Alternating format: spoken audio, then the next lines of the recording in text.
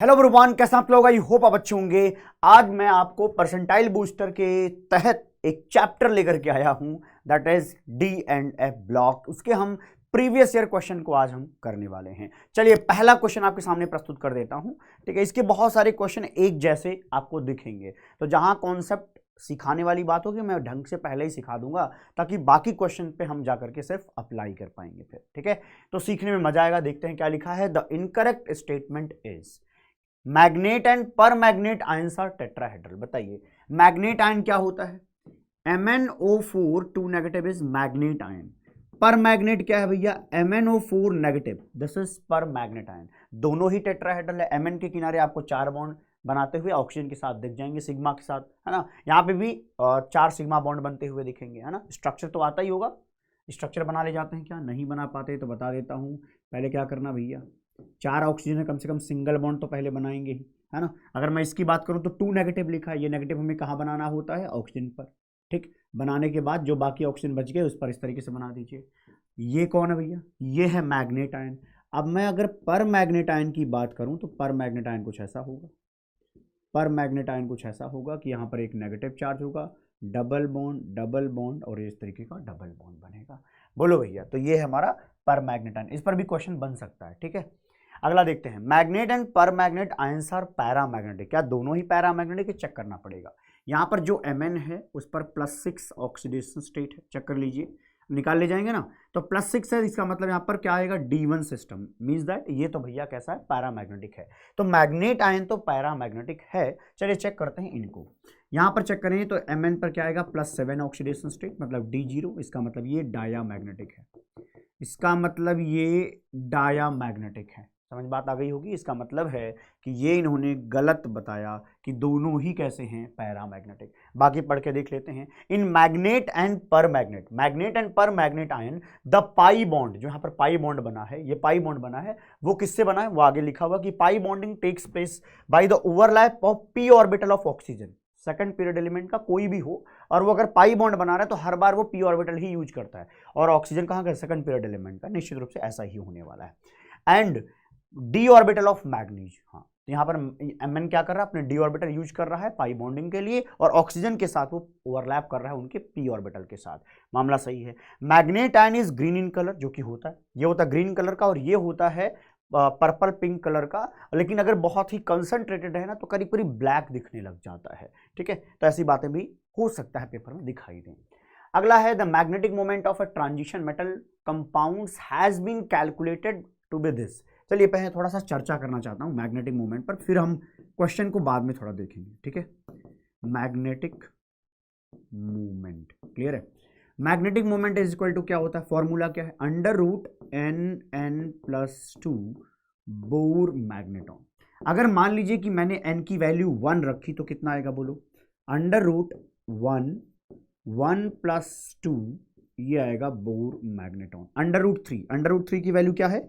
1.73 bore magneton. Clear है। तो एक बात देखिएगा कि अगर number of unpaired electron, n का मतलब नंबर ऑफ अनपेयर्ड इलेक्ट्रॉन, अगर अनपेयर्ड इलेक्ट्रॉन 1 होता है तो यहां पर क्या दिखता है? 1 पॉइंट समथिंग, और ये जो समथिंग वाली क्वांटिटी है ये 0.5 से हमेशा ज्यादा होगी। तो कभी अगर पेपर में ये आ जाए कि भैया नियरेस्ट इंटीजर में जवाब बताइए, तो इसके लिए नियरेस्ट इंटीजर आप क्या लिखेंगे बताइए? 1.73 के लिए नियरेस्ट इंटीजर जो होगा, नियरेस्ट इंटीजर, ऐसे सवाल बहुत आते हैं, मैं इसलिए इसको चर्चा में ला रहा हूं।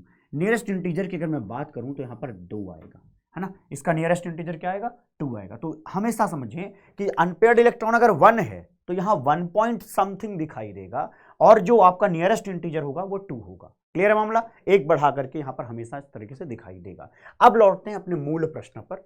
हमारा मूल प्रश्न कहता है कि यहां पर मैग्नेटिक मोमेंट कितना है? देख लीजिए, 3.87 है। मीन्स दैट यहां पर अनपेयर्ड इलेक्ट्रॉन 3 है, कोई शक है ही नहीं, है ना। 3 पॉइंट समथिंग, 3 क्या है? Number of unpaired electron. जैसे मैंने 1 में समझाया उसी तरीके से हमने यहां पे भी बताया। अब हमें क्या ढूंढना है? नंबर ऑफ अनपेयर्ड इलेक्ट्रॉन कहां पर?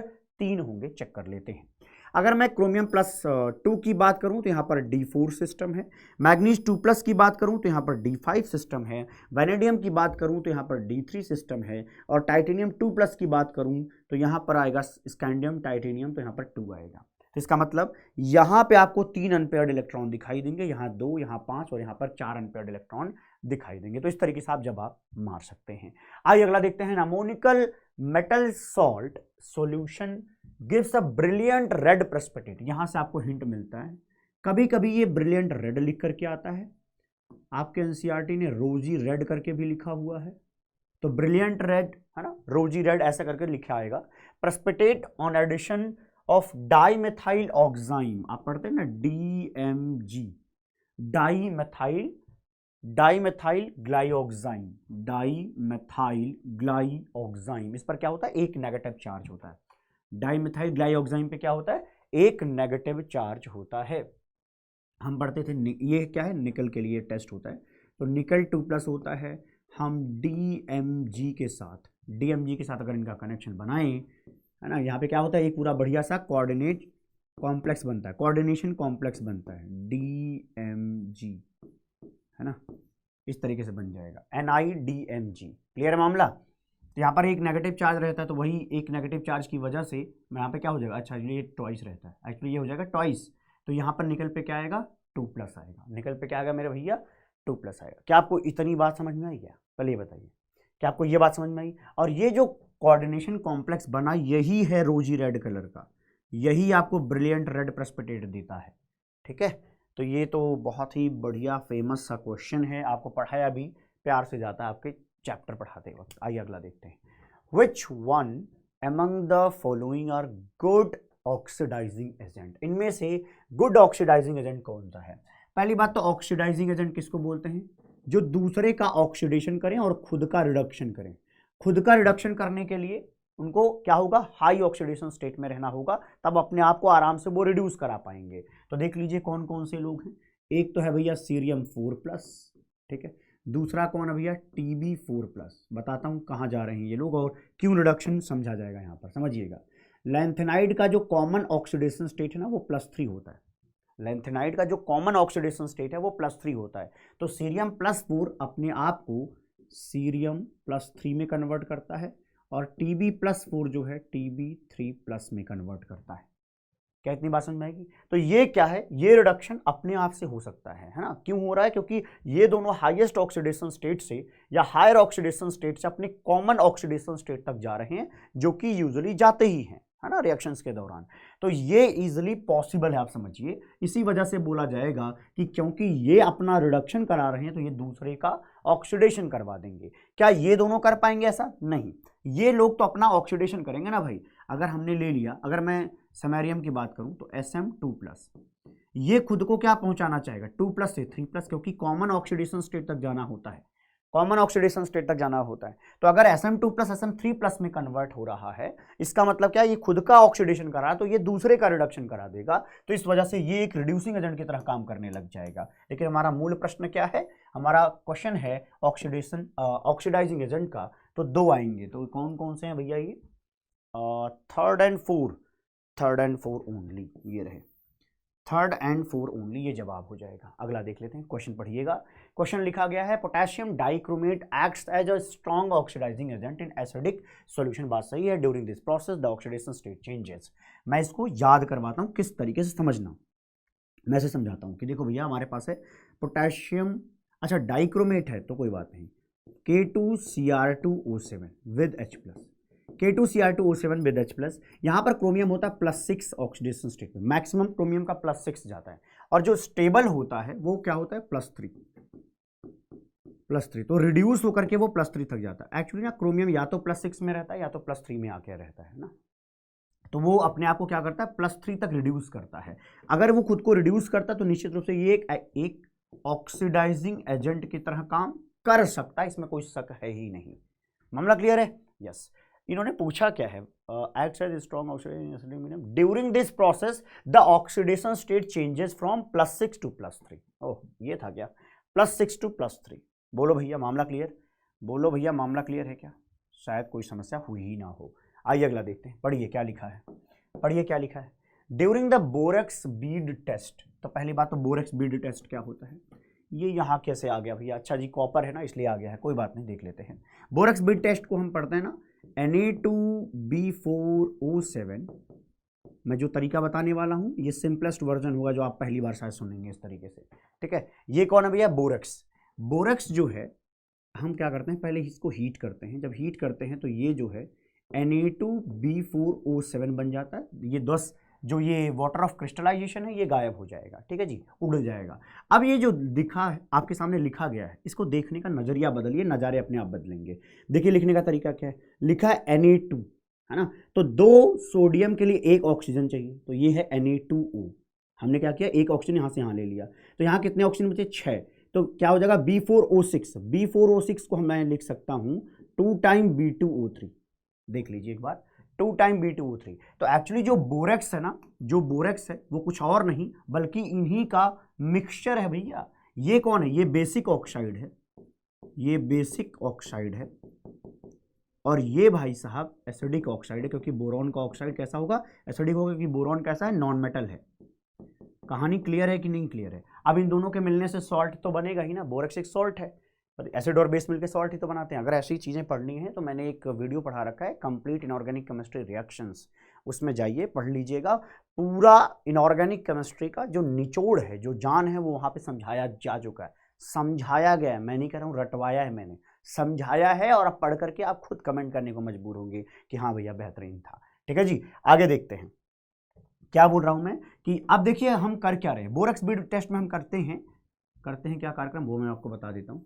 बोरेक्स बीड टेस्ट में हम करते हैं इसी को हीट, हम क्या करते हैं, इसको हीट करते हैं। देखो पहले हीट किया तो ये बदला, इसके बाद इसको हीट करेंगे। अब यहाँ के बजाय हम यहाँ सोचना शुरू करते हैं। जब हम हीट करते हैं तो एक बेसिक पार्ट मतलब कि Na2O, एक acidic part that is B2O3, इनके साथ गठबंधन कर जाता है, और साथ में एसिडिक पार्ट जो है अलग हो जाता है। हमारे पास 2 एसिडिक पार्ट थे, तो एक बेसिक पार्ट के साथ ऐसे मिक्स हो जाएगा। अब इनको थोड़ा प्यार से देखें तो इनको समझ में आपको आ जाएगा कि ये लोग हैं कौन। इनको देखो भैया, ये क्या लिखे गए, Na2O, तो क्या मैं इस तरीके से लिख सकता हूं 2 टाइम सोडियम, तो NaBO2, देखिए NaBO2 लिख सकता हूं क्या, मिलाइए देखिए, हाँ, तो ये है क्या, सोडियम बोरेट, है ना, इसको क्या बोलते हैं, सोडियम बोरेट, ठीक है। अरे भाई मामला क्लियर क्या, इसमें कोई दिक्कत तो नहीं है ना, या सोडियम मेटाबोरेट भी बोलते हैं, क्लियर है। तो सोडियम मेटाबोरेट है, लेकिन इसको अभी अब सोडियम मेटाबोरेट अब क्या है, एक सॉल्ट है। अब ये रिएक्शन किसी और से करने नहीं जाएगा, कौन जाएगा करने, ये एसिडिक पार्ट रिएक्शन करेगा। ये तो सॉल्ट हो गया ना भाई, अब ये एसिडिक पार्ट हमारे पास बचा है। तो होता क्या है, ये जो एसिडिक पार्ट होता है, अगर इसके सामने बेस जैसा कुछ आ जाए या बेसिक पार्ट आ जाए, उससे रिएक्शन वो कर जाता है, या कोई आयन आ जाए। तो होता क्या समझना, जैसे मान लीजिए कि हमने ले लिया CuO ले लिया, तो ये होता है बेसिक नेचर का, और ये एसिडिक नेचर के साथ मिल करके क्या बनाएगा, देख लीजिए, CuBO2 ट्वाइस। तो इस तरीके से कॉपर का मेटाबोरेट बन जाता है, जो कि ब्लू कलर का आता है, तो यहां पर भी क्या था, कॉपर 2+ में था। उसी तरीके से जो आपका कॉपर सल्फेट है, वहां पे भी कॉपर पे क्या है, 2+ है, तो यहां पे भी कॉपर 2+ के साथ ये जो है कैसा देगा, ब्लू कलर ही देगा। तो मैंने पूरा प्रोसेस ही आपको समझा दिया कि कैसे सोचना है। ये तो सॉल्ट है, ये बिहेवियर, ऐसे कई बार बच्चे सोचते हैं कि सर देखो यहाँ BO2 नेगेटिव होगा, वही BO2 नेगेटिव यहाँ के कॉपर के साथ मिला होगा, नहीं, ये आपने पढ़ा होगा कि ये ग्लास लाइक मटेरियल बन जाता है, ठीक है। फिर उसमें से लेकिन एसिडिक पार्ट जो होता है वो इसके साथ रिएक्शन करके इस तरीके से बनाता है। मामला क्लियर है क्या, अरे ये कैसे लिखा हमने, ये समझना चाहते हैं क्या, अरे भैया ये देखिए BO2 नेगेटिव, इसको तोड़ के देखो ना, ये क्या है, सोडियम मेटाबोरेट का मतलब क्या है, Na+BO2 नेगेटिव, ठीक। तो BO2 नेगेटिव रहता है, तो कॉपर का 2+ कब आएगा, जब हम यहाँ पे ट्वाइस ले लेंगे। क्लियर मामला, तो शायद आपको समझ में आ गया होगा। अब एक बार अब मैं पढ़ता हूँ इसको, मैंने पहले आपको यही समझाने की कोशिश की बोरेक्स बीड टेस्ट क्या होता है। Blue green color of the bead was observed in oxidizing flame due to the formation of, ये रहा, due to the formation of this, है ना, केवल कॉपर 2+ की जरूरत है, वो इसके साथ मिल करके क्या बनाएगा, इस तरीके से मेटाबोरेट बना देगा। आइए अगला देखते हैं। The set of correct statement is, हमें करेक्ट स्टेटमेंट ढूंढना है इसमें से। Manganese has +7 oxidation state in its oxide, हाँ है, मैग्नीज का ऑक्साइड क्या है भैया, Mn2O7, यहां पर Mn पे क्या आता है भैया, +7 ऑक्सीडेशन स्टेट आता है। यहां पर Mn पे क्या आता है, +7 ऑक्सीडेशन स्टेट आता है। क्लियर मामला, +7 ऑक्सीडेशन स्टेट आता है। फिर लिखा है ruthenium and osmium has +8 oxidation state in their oxides. Actually यही दोनों हैं जो क्या करते हैं, इस तरीके के कंपाउंड्स बनाते हैं। देखिए RuOS4 एंड OSO4, ठीक है। तो ये +8 के यही दो लोग ऐसे हैं जो ऑक्साइड्स बनाते हैं, +8 में यही दो लोग हैं। तो यहाँ पर देखिए Ru पर +8 आएगा, यहाँ पर भी +8 आएगा, ठीक है। तो ये इस तरीके से एग्जिस्ट करता है, ये मामला भी सही है। Scandium shows +4 oxidation state which is oxidizing in nature. पहली बात तो +4 तो ये सो ही नहीं करता।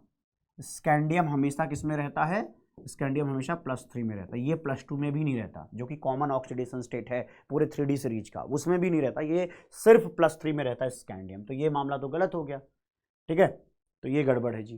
फिर इसके बाद क्या, chromium shows oxidizing nature in +6 oxidation state, जानते ही हो है ना। क्रोमियम क्यों भैया +6 में ऑक्सीडाइजिंग नेचर शो कर रहा है, क्योंकि वो अपने आप को रिड्यूस करके +3 तक लेकर के आता है, ठीक है, जो कि स्टेबल है, ठीक। तो इसलिए ये लाइन भी सही है। तो मतलब पहला, तीसरा और चौथा कहीं है, पहला, तीसरा एंड चौथा, ये तो कहीं ऑप्शन में ही नहीं है। एक बार रुकना, देखना पड़ेगा। हमने क्या लिखा, पहला, अच्छा तीसरा नहीं यार, दूसरा, पहला, दूसरा और चौथा। ओहो, तीसरा तो गलत है ना भाई, ये गलत है, ठीक है, क्योंकि स्कैंडियम किस में रहता है, +3 में, अभी तो बताया था। तो पहला, दूसरा और चौथा, ठीक है। आइए अगला देखते हैं। A solution of CrO5 in amyl chloride has a blue color। ये तो रटने वाली बात है, ठीक है जी। कैसा होता है ये, ब्लू कलर का होता है। अगला देखते हैं भैया। During the qualitative analysis of SO3 negative using dilute H2SO4। अब इन्होंने क्या बताया, मैं एक एक तरफ से सब समझाता जाता हूँ। है क्या ना कि देखो, प्रीवियस ईयर क्वेश्चन करने का फायदा क्या है कि हर एक लाइन समझ में आए, क्योंकि यही सवाल है, ये जरूरी नहीं है। लेकिन मैं आपको बताऊं, इन्हीं सवालों में से एक सवाल निकाल के वो लेके आता है। बहुत सारे कॉमन क्वेश्चंस आते हैं, है ना, बट वो एग्जैक्टली यही वर्ड तो यूज नहीं करेंगे। तो देखते हैं, इसलिए इन पर जो भी पार्ट लिखे रहे हैं सब समझने की कोशिश करते हैं। हाँ, 2 मिनट ज़्यादा लगेगा, चलेगा। SO3 नेगेटिव, ये है कौन, सल्फाइड। हम कर क्या रहे हैं, डाइल्यूट H2SO4 डाल रहे हैं। तो डाइल्यूट H2SO4 का मतलब यहाँ पे H+ जाएगा, H+ जाएगा तो क्या होगा, H2SO3 बनेगा। और ये H2SO3 जो होगा वो स्टेबल नहीं, वो टूटेगा, किस में टूटेगा, H2O + SO2 में, H2O + SO2 गैस में। यही वो कह रहा है कि SO2 गैस क्या होगा, इवॉल्व होगा, which turns K2Cr2O7 सॉल्यूशन, क्या कह रहा है कि K2Cr2 सॉल्यूशन को वो चेंज कर देता। अच्छा, ठीक है। ये कह रहा है कि ये जो है ना, ये जो है K2Cr2O7 को कन्वर्ट कर देता है। तो बताइए किस में कन्वर्ट करता था, सोच के बताइए। यहाँ पर हमने पहले से भी H+ डाल रखा है, ठीक है। तो क्या होगा, क्या रिएक्शन होगी, यहाँ पर क्या पॉसिबिलिटीज आपको नजर आ रही हैं। साथ साथ आप यहाँ पर H2SO4 भी लिख दीजिए। तो क्या होगा, जो यहाँ पर SO2 पे सल्फर पे +4 है, वो ऑक्सीडाइज होकर के +6 हो जाएगा सल्फेट के फॉर्म में। किसके फॉर्म में, सल्फेट के फॉर्म में। तो ये जो SO2 जहाँ की सल्फर पर +4 ऑक्सीडेशन स्टेट था, वो K2Cr2O7 की वजह से +4 +6 ऑक्सीडेशन स्टेट में कन्वर्ट हो जाता है। तो यहाँ पर +6 ऑक्सीडेशन स्टेट में कन्वर्ट हो जाएगा, ठीक है। तो होगा क्या, और यहाँ का जो क्रोमियम है जो कि +6 में था, वो रिड्यूस होकर के क्रोमियम +3 में आता है। ये बात तो कंफर्म, ये हमेशा ही होता है कि क्रोमियम +6 हमेशा +3 में जाता है। तो +3 में जाता है, तो ये आपस में गठबंधन करेंगे, ठीक है। तो यहाँ पे क्या बन जाएगा, क्रोमियम सल्फेट बन जाएगा, मामला ठीक है। लेकिन क्रोमियम +3 का जो कलर होता है वो होता है ग्रीन कलर। क्रोमियम +3 का जो कलर है वो है मेरे भैया ग्रीन कलर, ठीक है जी। तो देखिए भैया, ग्रीन कलर से इनका कलर लिख दिया गया है। तो यहाँ पर हमें ग्रीन कलर मिल जाता है। कुल मिला के आयन को चेक कर लो, इतना अगर ज़्यादा नहीं झंझट समझनी, तो आप बस समझ लीजिए कि क्रोमियम +3 बनता है जो कि ग्रीन कलर का है। कहानी फिनिश है, बात ठीक है ना जी। आइए अगला देखते हैं। अच्छा एक बात बताओ, K2Cr2O7 किस कलर का होता है, कमेंट करके जरूर बताना किस कलर का होता है K2Cr2O7। देखना कहीं ऑरेंज तो नहीं निकल रहा है। When copper 2+ ion is treated with Ki, कह रहा है कि 2+ को हमने रिएक्शन करा दिया Ki के साथ। अच्छा, तो जो कॉपर 2+ है, जब वो Ki के साथ रिएक्शन करता है, तो आपको पता है कि Ki में क्या भैया, I नेगेटिव। I नेगेटिव खुद क्या है, एक रिड्यूसिंग एजेंट है, बहुत ही शानदार रिड्यूसिंग एजेंट है। है ना। यहाँ पर कॉपर 2+ क्या है, एक ऑक्सीडाइजिंग एजेंट की तरह काम करता है। वो क्या करेगा, इसको ऑक्सीडाइज करके I2 में कन्वर्ट करा देगा और खुद का वो रिडक्शन करा लेता है कॉपर +1 में, खुद का वो रिडक्शन करा लेता है कॉपर +1 में। एक बार देख लें कृपया, ठीक है। तो क्या बन जाएगा, कॉपर +1। और जो वहां पर I नेगेटिव प्रेजेंट है, यहाँ पर तो और ज्यादा I नेगेटिव होंगे ना, उन I नेगेटिव के साथ वो मिल करके क्या बना देगा भैया, Cu2I2 बना देगा, जो कि व्हाइट कलर का होता है, जो कि कैसा होता है, व्हाइट कलर का प्रेसिपिटेट बनता है, व्हाइट कलर का PPT बन जाता है, ठीक है। आइए पढ़ते हैं, लिखा है a white precipitate x appeared. तो इसका मतलब ये भैया एक्स है, अरे ये आप वाली एक्स नहीं है नालायकों, ये यहाँ पे बताया गया कि इसको एक्स से हम डिनोट करेंगे, ठीक है। Appears in solution, the solution is titrated with sodium thiosulphate. अच्छा, तो ये इसको छोड़ो, इसके बाद वहां पर क्या बच गया भैया, ये I2। इसी के साथ हमने पढ़ा है क्या, टाइट्रेशन किसका, सोडियम थायोसल्फेट का। सोडियम थायोसल्फेट क्या होता है बताइए, Na2S2O3 sodium thiosulphate, hypo solution पढ़ते हैं ना, हाइपो सॉल्यूशन। I2 के साथ रिएक्शन करने पर कह रहा है कि the compound Y is formed, Y जो बनता है उसमें हम क्या बताते हैं कि हमें वहां पर मिल जाता है SO4, मतलब ये जो आपका थायोसल्फेट होता है ना, वो सल्फेट में कन्वर्ट हो जाता है। एक मिनट रुकना तो, अच्छा अगर हमने लिया है, एक मिनट, सोडियम थायोसल्फेट, ये सही लिखा है हमने, सोडियम थायो, हाँ ठीक है। देखो सोडियम सल्फेट क्या होता है, Na2SO4। अगर Na2SO4 में एक ऑक्सीजन हटाओ, उसकी जगह पर एक सल्फर लेकर के आ जाओगे तो थायोसल्फेट बन जाता है। अच्छा, जो थायोसल्फेट होता है वो ये बनाता है, अब ओहो S4O6, याद आ रहा है, 2 नेगेटिव, S4O6 2 नेगेटिव, है ना। ओके, कुछ याद करो, टेट्राथायोनेट करके कुछ समझते थे अपन, ठीक है। तो ये है आपका पार्ट जो कि काउंटर करेगा 2। तो मैं पूरा लिखूं, आयन तो भैया बनेगा, लेकिन बाकी मैं लिख के एक बार बता देता हूं, इस तरीके से बनेगा। देखो Na2S4O6 ये Y बनेगा, है ना, Na2S4O6 बनेगा। कुछ इस तरीके से आप याद कर सकते हो कि जैसे यहाँ पे S2O3 है तो ये वाला पार्ट यहाँ पे डबल हो जाता है, ये वाला पार्ट यहाँ पे डबल हो जाता है। कुछ तो इस तरीके से हम याद करते हैं। हमारा जो सोडियम होता है, जैसे यार यहाँ पे देखो, अगर इसको आप 2 टाइम लोगे तो हमारे पास 4 सोडियम होने चाहिए थे, लेकिन ये जो आयोडीन है उसके साथ क्या रहेगा, 2 टाइम Na। यहाँ पर आयोडीन का क्या होगा, 0 ऑक्सीडेशन स्टेट से -1 तक जाना, क्या बोला जाता है भाई, 0 से -1 रिडक्शन। तो आयोडीन का क्या हो गया, रिडक्शन, और इसका हो जाता है ऑक्सीडेशन, इसका क्या हो जाता है, ऑक्सीडेशन, ठीक है। तो ये बातें हमने पहले से सीखी हुई है, तो एक्स और वाई की चीज हमें यहाँ पे पता चल जाती है। क्लियर है, आगे देख लेते हैं, क्वेश्चन करेंगे अगला, the correct order of basicity of the oxide of vanadium is.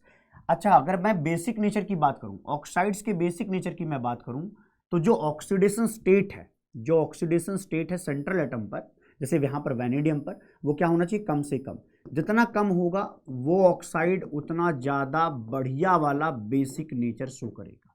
हमने पढ़ा था कि ऑक्सीडेशन स्टेट जितना ज़्यादा होता है वो ऑक्साइड उतना ज़्यादा एसिडिक नेचर का होता है। शायद मामला क्लियर हो गया हो, ठीक है। तो यहाँ पर आप चेक कर लीजिए, पहले वाले में जो वैनेडियम है इसमें +3 ऑक्सीडेशन स्टेट है, यहाँ पर जो वैनेडियम है वो +4 ऑक्सीडेशन स्टेट है, यहाँ पर जो वैनेडियम है वो +5 ऑक्सीडेशन स्टेट है। क्लियर मामला, यस। अगला देख लेते हैं, highest oxidation state of Mn is exhibited in Mn2O7 line. तो क्लियर है, the correct statement about, okay, इसके बारे में बोला गया, फिर इसमें करेक्ट ढूंढना है। Mn is tetrahedrally surrounded by oxygen atom. तो एक काम करते हैं, पहले हम स्ट्रक्चर बना लेते हैं। Mn2O7 को कैसे बनाएंगे देखना ध्यान से, 2 Mn बना लिया, 7 है ना, तो एक ऑक्सीजन बीच में कर लिया, बचे कितने, 6।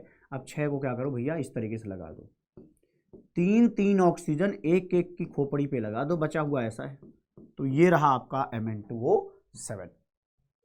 Mn is tetrahedrally surrounded by oxygen atom, सही है। Mn के किनारे 4 ऑक्सीजन, Mn के किनारे 4 ऑक्सीजन, टेट्राहेड्रली अरेंजमेंट दिख रहा है, तो ये तो सही है।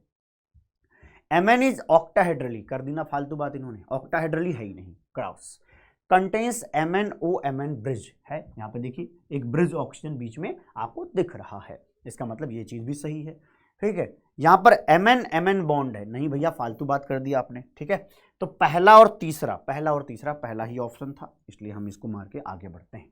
अगला क्वेश्चन आपके सामने ये रहा कि solution of FeCl3 when treated with K4FeCN6 gives a Prussian blue colour precipitate due to the formation of. अरे आपको ये मैं पढ़ाता हूँ, अगर आपने मेरे से पढ़ा होगा तो मैंने इसको मैं पढ़ा चुका हूँ किसमें, कोऑर्डिनेशन केमिस्ट्री का मंजिल बैच में सीरीज है, उस पर मैंने इनको समझाया हुआ है कि कैसे metal to metal charge transfer spectra चलता है। ठीक है, समझाऊंगा आपको भी। यहाँ पे देखिए FeCl3 में है क्या, FeCl3 में है आयरन +3, FeCl3 में है भैया जी आयरन +3, और K4FeCN6 में, अरे यार रिएक्शन क्या होती है, एक का पॉजिटिव दूसरे के नेगेटिव के साथ रिश्ता बनाता है, यही तो रिएक्शन है। चलिए देख लेते हैं। तो यहाँ का पॉजिटिव यहाँ के नेगेटिव के साथ कैसे रिश्ता बनाता है समझना। यहाँ का नेगेटिव क्या है भैया, FeCN6 कितने नेगेटिव आएगा, अगर यहाँ पर 4+ है तो यहाँ पर 4 नेगेटिव आएगा, यहाँ पर 4 नेगेटिव आएगा। इनका आपस में गठबंधन करा दो, ठीक है, इनका आपस में गठबंधन करा दो। कैसे लिखे जाएंगे ये Fe, ये 4 हम यहाँ लिख देते हैं, फिर क्या लिखते हैं FeCN6 और ये वाला 3 हम यहाँ लिख देते हैं। तो इस तरीके से इसका जो हमें प्रूशियन ब्लू कलर मिलता है। रीजन क्या बताते हैं हम रीजन बताते हैं चार्ज का ट्रांसफर होना। ठीक है, यहाँ पर जो आयरन है उस पर +3 ऑक्सीडेशन स्टेट है, और जो यहाँ वाला आयरन है निकाल के चेक करिए, आयरन पर +2 ऑक्सीडेशन स्टेट है। तो एक ही कंपाउंड में है क्या कि 2 different oxidation state of metal हैं, तो इनके बीच में इलेक्ट्रॉन का लेन देन चलता है, जिसकी वजह से वहां पर कलर शो करता है ना। एक होता है प्रूशियन ब्लू, इसी तरीके से एक पढ़ते हैं हम टर्नबुल्स ब्लू। क्या पढ़ते हैं, टर्नबुल्स ब्लू, तो वो भी जान लो क्या बोलते हैं, टर्नबुल्स ब्लू। ठीक है जी, टर्नबुल्स ब्लू। अच्छा, यहां पर हम याद करने का तरीका आप ऐसे बनाइएगा कि बाहर क्या है 3, तो 3-2 करके याद करना है ना। 3-2 जो है प्रशियन ब्लू देता है, प्रशियन ब्लू। इसको देख लीजिएगा किस तरीके से आप इसको एडजस्ट कर सकते हैं। टर्नबुल्स ब्लू की अगर मैं बात करूं, अगर मैं टर्नबुल्स ब्लू की बात करूं, तो यहाँ वाले पे जिस तरीके से यहाँ पे बाहर क्या है 3 +3, अंदर +2, यहाँ पर क्या होता है 2-3 होता है, उसी का बस थोड़ा सा वर्जन चेंज हो जाता है। क्या है, बाहर वाला अब कैसा रहेगा +2 का, तो बस देखिएगा कैसे याद करने में आसानी हो जाएगी। अब आयरन पे मैंने क्या बताया, क्या रहेगा +2, बाहर वाला +2, अंदर वाला जो 3 है वो अंदर रहेगा, वो +3। तो कैसे लिखेंगे Fe, फिर लिखेंगे Cn, FeCN6। ठीक है, FeCN6, लेकिन हमें यहाँ पर क्या बनाना 3+, तो हम यहाँ लिखेंगे 3 नेगेटिव, तो हम यहाँ पे लिखेंगे 3 नेगेटिव। फॉर्मूला क्या बनता है Fe3, ये 3 आप यहाँ पे लगाएंगे, Fe3 FeCN6 और ये 2 यहाँ लगा दीजिए। तो ये जो बना, इसका जो प्रेसिपिटेट मिलेगा, ऐसा प्रेसिपिटेट जो मिलेगा वो टर्नबुल्स ब्लू कलर देता है। ठीक है जी, टर्नबुल्स ब्लू कलर देता है। तो इस तरीके से आप इसको याद करने की कोशिश करिएगा। टर्नबुल्स ब्लू को कभी कभी मजाक में याद कराने का तरीका ये रहता है कि ऐसा है कि बुल्स क्या हुआ है, बुल समझते हो ना, तो वो क्या हुआ, दौड़ के टर्न हो गया।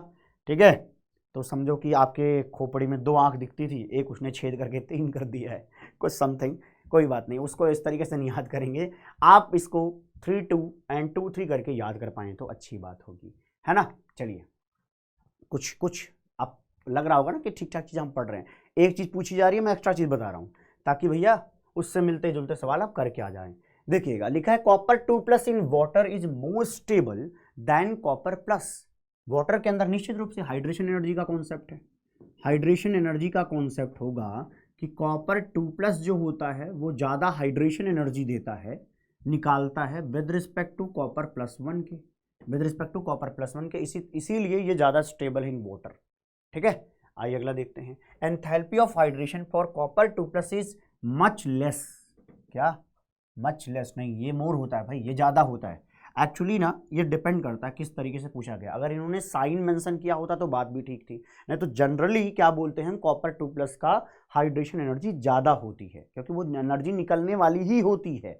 ठीक है, तो इन्होंने मच लेस, ये लाइन गलत है, हमें क्या बोलना चाहिए, कॉपर 2+ ज़्यादा हाइड्रेशन एनर्जी देता है। अब अगर उन्होंने क्वांटिटी पर लिया हो, क्योंकि हम हाइड्रेशन एनर्जी को कैसे लिखेंगे, हम हाइड्रेशन एनर्जी को कैसे लिखेंगे कि यार -x किलो जूल पर मोल, समथिंग ऐसे लिखते हैं ना, तो -x है। अब वो डिपेंड करता है कि वो x की बात कर रहे हैं या -x, क्वांटिटी या साइन वाइज, है ना। लेकिन मुझे लगता है यूजुअली क्या होता है, इन्होंने वैसे गलत दे दिया था आपकी वारंटी ने, है ना, लेकिन सच्चाई यही है कि लिखना यही है कि कॉपर 2+ का हाइड्रेशन एनर्जी ज़्यादा होता है विद रिस्पेक्ट टू कॉपर +1। कहानी क्लियर है, आइए देख लेते हैं अब। अच्छा, तो ये ज़्यादा स्टेबल क्यों है, ए तो सही है, assertion is true but reason is wrong, ये आप छांट लेंगे इसमें से।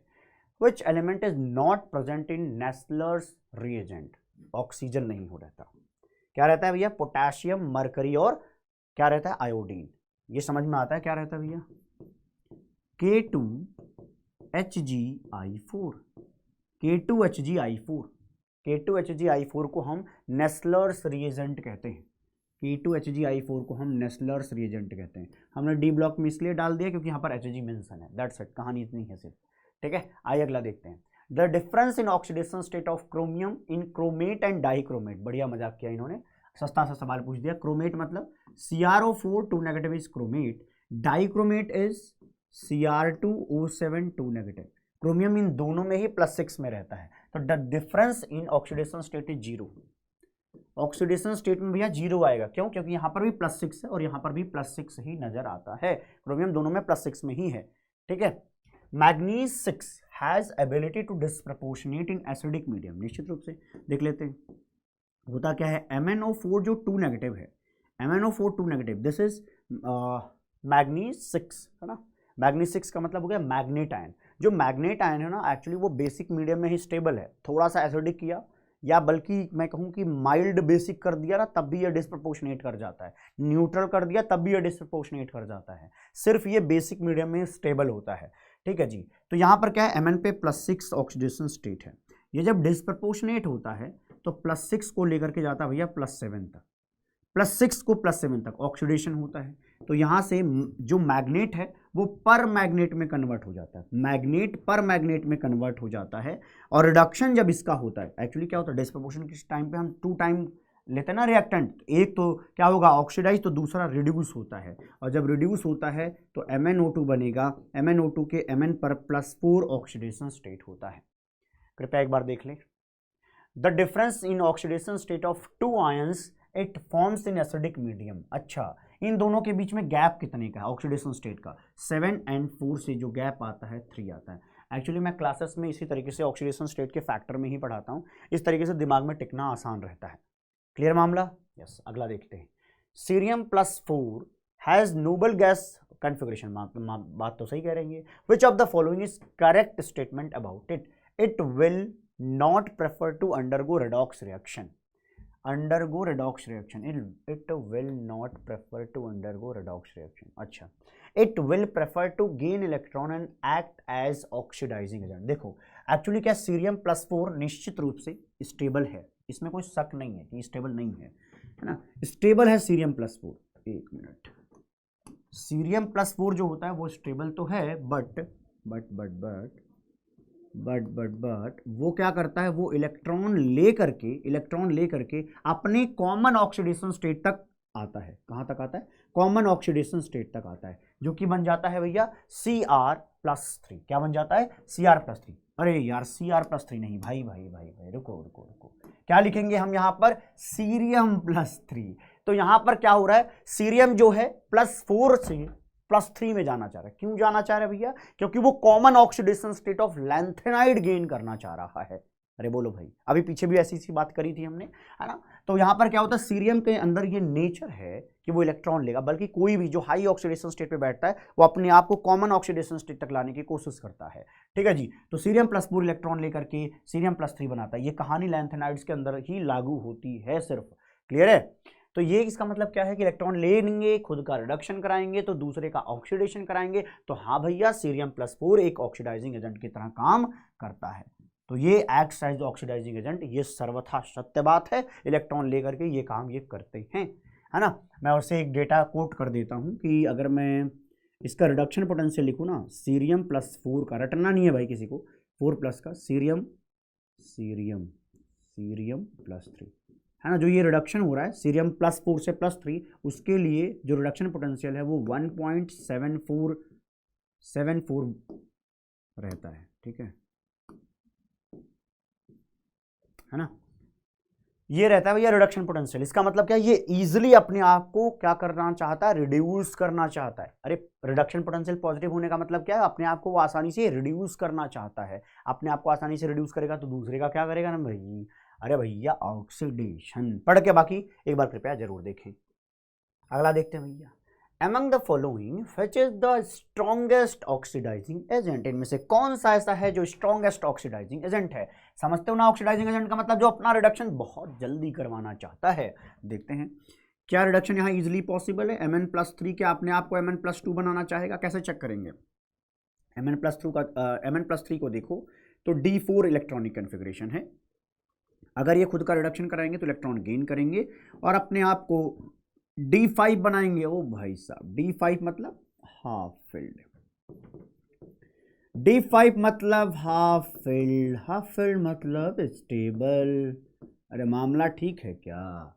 अरे बोलो भैया ठीक है क्या? अगर ये स्टेबल तो ये अपने आप को जल्दी से कन्वर्ट करना चाहेंगे इलेक्ट्रॉन खा करके, कोई समस्या नहीं है। बाकियों में कहीं भी हाफ फिल्ड नहीं मिलने वाला, इस वजह से हम बोलेंगे ये रिडक्शन आसानी से होगा। इसका मतलब ये एक स्ट्रॉन्गेस्ट ऑक्सीडाइजिंग एजेंट की तरह काम कर सकता है। कौन? Mn+3 अपने आप को क्या करेगा? रिड्यूस करके, क्योंकि Mn+2 जल्दी बना सकता है, इसलिए ये स्ट्रॉन्गेस्ट ऑक्सीडाइजिंग एजेंट कहलाएगा। कोई समस्या शायद नहीं हुई होगी। आई होप समझ में आया हो। बाकी में आप चेक कर लेना, कहीं भी आप हाफ फिल्ड तक नहीं पहुंचेंगे, कहीं भी स्टेबल इलेक्ट्रॉनिक कन्फिगरेशन तक आप नहीं पहुंचेंगे। इसी को पूछने का एक और तरीका हो सकता है, वो पूछेगा इनमें से कौन सा ऐसा है जहां पे E0 Mn3+/Mn2+ की जो वैल्यू है, स्टैंडर्ड रिडक्शन पोटेंशियल की जो वैल्यू है वो मोर पॉजिटिव है। इनमें से कौन सा ऐसा है जिसके लिए मोर पॉजिटिव है? मोर पॉजिटिव का मतलब है कि ये रिडक्शन इजीली हो रहा है, आसानी से हो रहा है ये रिडक्शन। यही होता है more positive standard reduction potential का मतलब। बोलो भाई, तो ये कहां पे हो रहा है? यहां पे हो रहा है। तो क्वेश्चन को पूछने के कई तरीके हो सकते हैं, ठीक है जी। हाँ, आइए देखते हैं। The metal in gaseous state with lowest spin only magnetic moment value is, सबसे कम स्पिन ओनली मैग्नेटिक मोमेंट होने का मतलब है कि नंबर ऑफ अनपेयर्ड इलेक्ट्रॉन क्या है? कम है। नंबर ऑफ अनपेयर्ड इलेक्ट्रॉन सबसे कम कहां पर है ये चेक कर लो, तो आपको स्पिन ओनली मैग्नेटिक मोमेंट निश्चित रूप से कम दिखने लग जाएगा। अगर मैं वैनेडियम 2+ की बात करूं, कृपया समझें, अगर मैं वैनेडियम 2+ की बात करूं तो स्कैंडियम के बाद आता है टाइटेनियम, टाइटेनियम के बाद वैनेडियम, तो ये हो गया भैया D3 सिस्टम। अगर मैं निकल की बात करूं तो निकल पे होता है D8, यहीं पे लग रहा है, क्योंकि D8 का मतलब समझ में क्या आ रहा है आपको कि भैया जी पांच घर थे, 5 में भैया सुलाना है सबको, 1 2 3 4 5 6 7 8, तो यहां पर 2 अनपेयर्ड इलेक्ट्रॉन है। अनपेयर्ड इलेक्ट्रॉन यहां पे 2 है। यहां पे अगर अनपेयर्ड इलेक्ट्रॉन की वैल्यू लिखें तो लिखेंगे 3 है। क्रोमियम 2+ की बात करें तो D4 है, 4 अनपेयर्ड इलेक्ट्रॉन है। आयरन पे क्या है? +2, आयरन का +2 D6 चिल्ला के कह रहा है, तो यहां पर भी 4 अनपेयर्ड इलेक्ट्रॉन निकल करके आएंगे। तो इसका मतलब देखिए भैया यही है। समझ में आ गई बात शायद, है ना? The spin only magnetic moment value for the most basic, देखो क्वेश्चन में थोड़ा एक क्वेश्चन और डाल दिया इन्होंने, है ना? मोस्ट बेसिक ऑक्साइड कौन सा होगा? जहां पर ऑक्सीडेशन स्टेट मिनिमम, कम से कम होगा वही ज्यादा बेसिक होता है ऑक्साइड। तो ये भैया सबसे ज्यादा बेसिक है। और यहां पर है क्या? वैनेडियम पर 3+।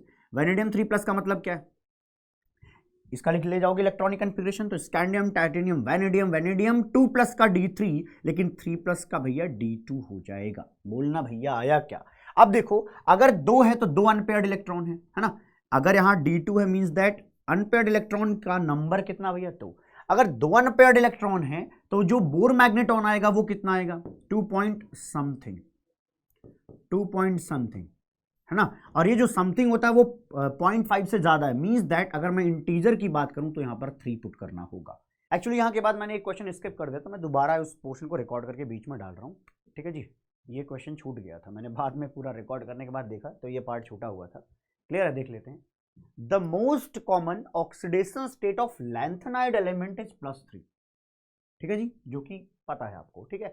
विच of the following is likely to deviate easily from +3 oxidation state?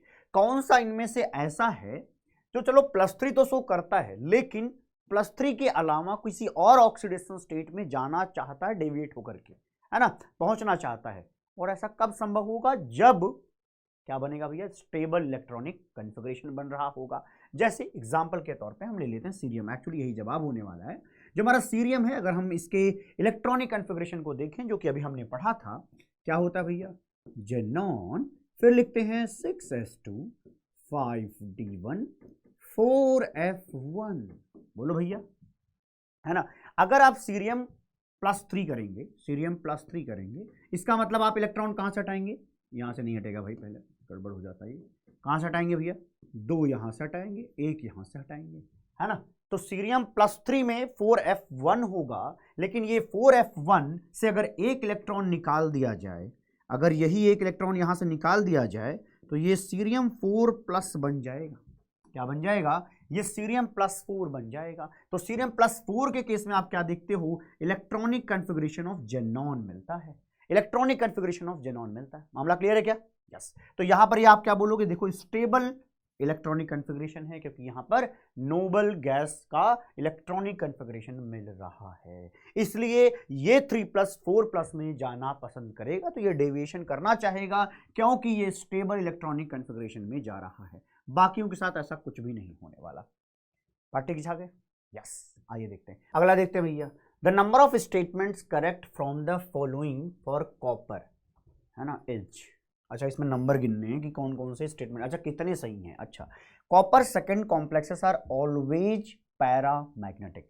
अगर मैं कॉपर 2+ की बात करूं तो कॉपर 2+ का मतलब है D9, है ना, D9 इलेक्ट्रॉनिक कॉन्फ़िगरेशन, तो निश्चित रूप से पैरामैग्नेटिक आना ही है, क्योंकि एक अनपेयर्ड इलेक्ट्रॉन तो मिलना ही है। Copper +1 complexes are generally colourless. हाँ, ये जनरली कलरलेस होते हैं, क्यों, क्योंकि वहां पर कॉपर +1 के केस में आपको D10 इलेक्ट्रॉनिक कॉन्फ़िगरेशन मिलेगा, तो DD ट्रांजिशन का कोई चांस नहीं है ना, क्योंकि पूरा भरा पड़ा है। तो इसका मतलब ये भी सही है भैया, दोनों सही निकले। और इन copper first is easily oxidized, easily oxidize. अच्छा, लेकिन एक चीज़ और इनको मेंशन करना चाहिए था, इन वाटर, है ना। यही दिक्कत है, कभी कभी क्वेश्चन को ना ये लोग अधूरा छोड़ते हैं। तो कॉपर +1 एक्चुअली ना अपने आप को कॉपर 2+ में कन्वर्ट करते हैं, और इस तरीके से डिस्प्रपोर्शनेशन रिएक्शन शो करता है, इस तरीके से डिस्प्रपोर्शनेशन रिएक्शन शो करता है जी, है ना। +1 जो है अपने आप को ऑक्सीडाइज करके +2 बनाता है, +1 खुद को रिड्यूस करके कॉपर न्यूट्रल हो जाता है। लेकिन ये कहानी सब कुछ वाटर के अंदर दिखाई देती है, ये सब कुछ वाटर के अंदर दिखाई देती है ना, ये सब कुछ वाटर के अंदर दिखाई देती है। तो अगर वाटर की बात की जाए तो निश्चित रूप से बात सही है ना। ठीक है, तो ये भी सही है, मतलब कि ये भी मान लो सही है ना, 1 2 3 तीनों सही निकले। In Fehling solution the active reagent has copper +1, नहीं भैया, कॉपर +2 होता है। फैलिंग याद आ रहा है क्या, कॉपर सल्फेट रहता है भैया, CuSO4, solution A, solution B, है ना। तो इसमें मतलब +2 है, तो यही वाली एक चीज गलत लग रही है, बाकी तो सही है भैया जी। इसका मतलब 3 लिख देने में कोई हर्ज नहीं है। आइए अगले पर आ जाते हैं। अगला क्या है, acidified potassium permanganate solution, acidified potassium permanganate KMnO4, KMnO4 acidified है with H+, KMnO4 with H+, solution oxidises oxalic acid. ये ऑक्सैलिक एसिड को क्या करते हैं, ऑक्सीडाइज करते हैं। तो COOH,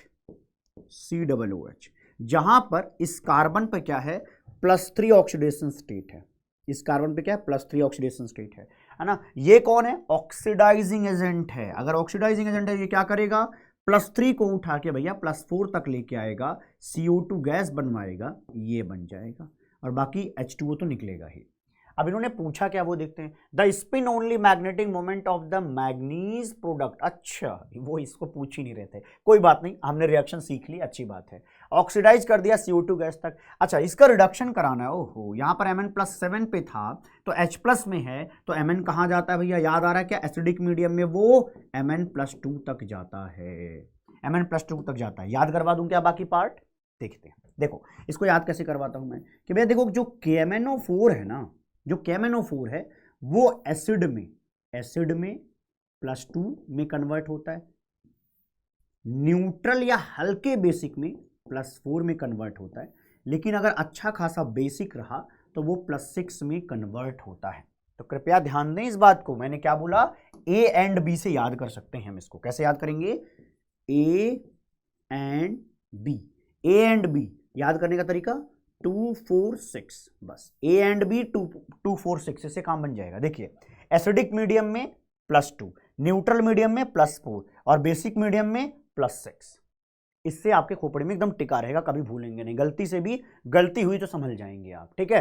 अब आइए देखते हैं, ये जो मैग्नीज का प्रोडक्ट बना Mn+2 वाला है ना, फॉर्म एबव रिएक्शन इज, अच्छा इसमें हमें क्या निकालना है, मैग्नेटिक मोमेंट। इसका मैग्नेटिक मोमेंट निकालना, बताइए कैसे निकालेंगे।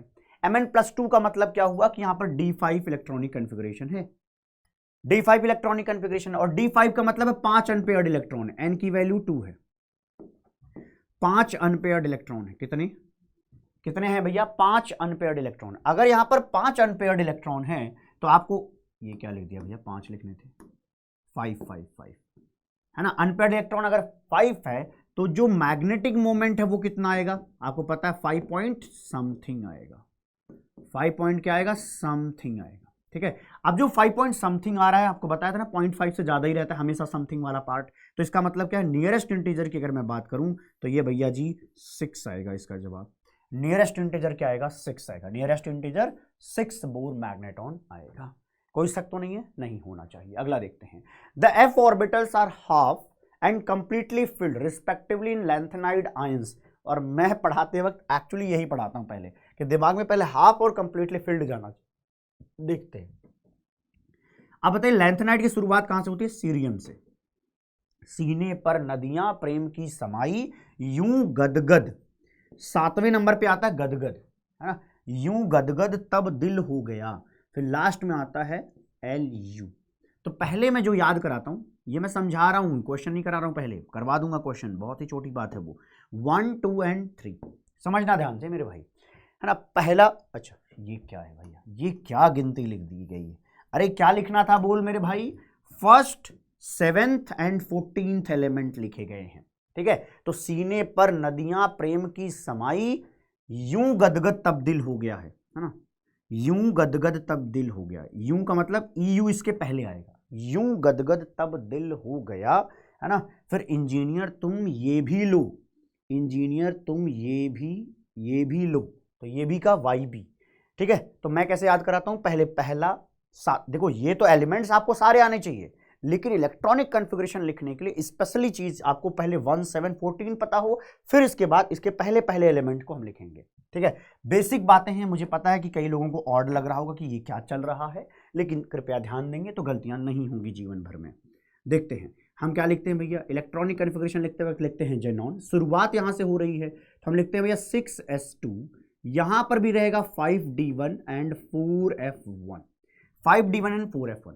अब अगर मैं गैडोलिनियम की बात करूं तो गैडोलिनियम में हम लिखेंगे जेनॉन, ठीक है, जेनॉन, इसके बाद होगा 6s2, 5d1, इसके बाद होगा 4f7, 4f7।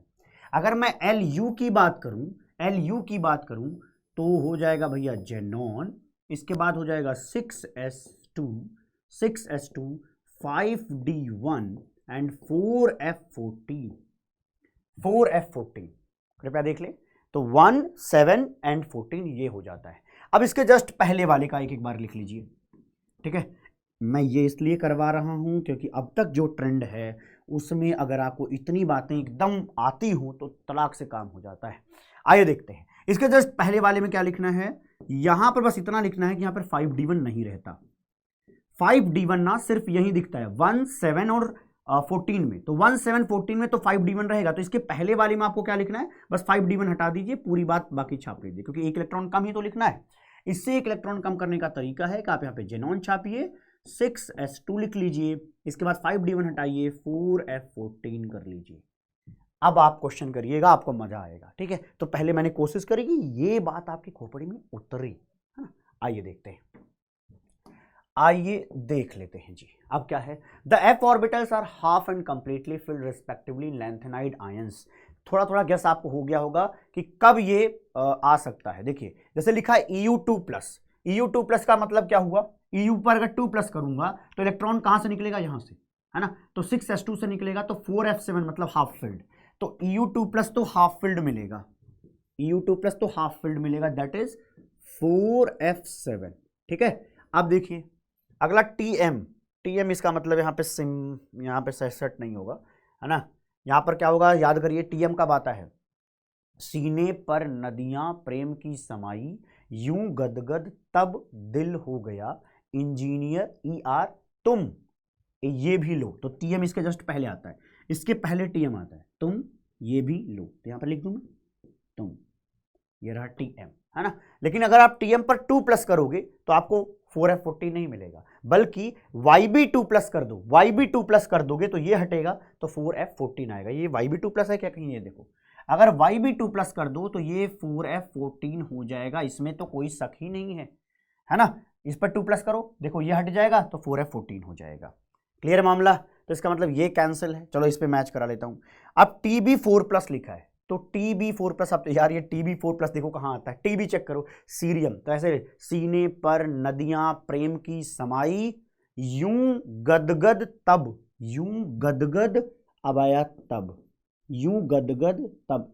एक्चुअली यही तरीका है, इसी तरीके से निकलता है। अभी तो मैं समझा रहा हूं, अगर मैं लिख लेता एक बार में सब कुछ तो तुरंत जवाब बता देता। मैं एक एक करके लिखना चाह रहा हूं, ठीक है जी, पिक्चर तभी क्लियर होती। अच्छा ओके, एक मिनट, कलर चेंज करना चाह रहा हूं मैं। यहां पर देखिए, अगर मैं TB को लिखना चाहूं तो कैसे लिखूंगा? TB का पहले पूरा इलेक्ट्रॉनिक कॉन्फ़िगरेशन लिखो, लिखोगे जेनॉन 6s2। अब यहां पे 5D1 नहीं आता तो इसलिए एक साथ 2 आएंगे, तो लिखोगे 4F, यहां पर हो जाएगा 9, 4F9। क्लियर है। तो अब अगर यहां पर आप क्या करें, TB4 प्लस, अगर TB4 प्लस करेंगे तो 2 यहां से जाएगा, 2 यहां से, तो ये देखिए हाफ फील्ड आ गया। देख लीजिए यहां पर आपको हाफ फील्ड मिल रहा है, तो 4F7। तो इसका मतलब जवाब के तौर पर ये सही है, सी ऑप्शन सही है मेरे भाई, सी ऑप्शन सही है मेरे भाई। और अभी हमने चलो एक चीज सीखी, कुछ भी पूछा जा सकता है इससे रिलेटेड, ठीक। तो इस तरीके से सोचने का तरीका बनाना है आपको, कृपया ये बात ख्याल रखेंगे। आइए अगला देखते हैं। Di hydrogen reacts with copper oxide. कितना आसान क्वेश्चन पूछा है। अरे डाई हाइड्रोजन करता क्या, रिडक्शन करता है, और क्या करेगा, कॉपर ऑक्साइड का रिडक्शन करेगा। क्या होगा, कॉपर 2 प्लस में है, रिड्यूस होकर के कॉपर बन जाएगा, है ना। और यहां पर ये H2O निकल जाएगा। अब इससे भी आसान रिएक्शन हो सकती है क्या कोई, बोलो मेरे भैया? नहीं हो सकती, बहुत ही आसान सवाल था, ठीक है जी। चलिए आगे देख लेते हैं। ओके, वैसे एक चीज आप जानते ही होंगे कि जो कॉपर होता है वो हाइड्रोजन के नीचे आता है इलेक्ट्रोकेमिकल सीरीज के अंदर। आइए अगला देख लेते हैं। Which one of the lanthanide given below is the most stable in divalent form? Divalent का मतलब क्या हुआ कि जो भी आप ले रहे हो लैंथेनाइड, तो मैं रिप्रेजेंटेशन लैंथेनाइड का Ln लिख दे रहा हूं, Ln2+, ठीक है। दिस इज डाइवेलेंट का फॉर्म, ठीक है। इसमें से कौन सा डाइवेलेंट सबसे ज्यादा स्टेबल है? अब देखो यार, सबसे ज्यादा स्टेबल कब हो सकता है, या तो हाफ फिल्ड के केस में होगा या तो फुली फिल्ड के केस में होगा, बस यही चेक करना होता है, ठीक है। अब पुरानी बातें जो अभी सिखाई थी वो अभी लगा देना यार, कर ले जाओगे कि नहीं। अब देखो यहां पे आओ, पीछे आओ, यहां पर आपको क्या लग रहा है, कहां पे 2+ ज्यादा स्टेबल है? 2+ कब स्टेबल है देखना। अगर मैं यहां पर, कृपया ध्यान दें, अगर मैं YB2+ कर दूं, YB2+ कर दूं तो ये देखो हट जाएगा, ये देखिए पूरा आ जाएगा 4F14, है ना। लेकिन अगर मैं LU करूंगा तो LU में 3+ करना पड़ेगा, क्योंकि मुझे ये भी हटाना पड़ेगा, ये भी हटाना पड़ेगा, तभी जो है 4F14 आएगा। समझ रहे हो। हमें पूछा गया था बाईवेलेंट, तो बाईवेलेंट की बात यहां समझ में आई। उसी तरीके से EU का 2+ कर दो, 2+ का मतलब ये हट जाएगा तो हाफ फील्ड आ जाएगा। शायद आपको बात समझ में आ गई हो, ठीक है। कर ले जाएंगे, देख लेना, है ना। देखिए EU का 2+ तो हाफ फील्ड होगा, लेकिन अगर YB हम ले लें तो YB क्या आएगा, पूरा लिख के बता ही देता हूं चलो। सीने पर नदियां प्रेम की समाई, यूं गदगद, यूं, पूरा लिखने कोई खास फायदा नहीं है, यूं गदगद तब दिल हो गया इंजीनियर तुम ये भी लो।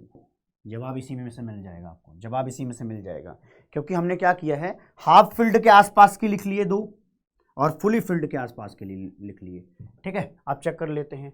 सीरियम का 2+ नहीं भैया, कभी नहीं आएगा। SM2+ भी देखिए यहाँ पे कहीं नहीं है कि 2+ से काम बन जाएगा। EU2+, हाँ EU2+ का अगर हम कर दें तो निश्चित रूप से ये हाफ फील्ड आएगा, दैट इज 4F7, ठीक है।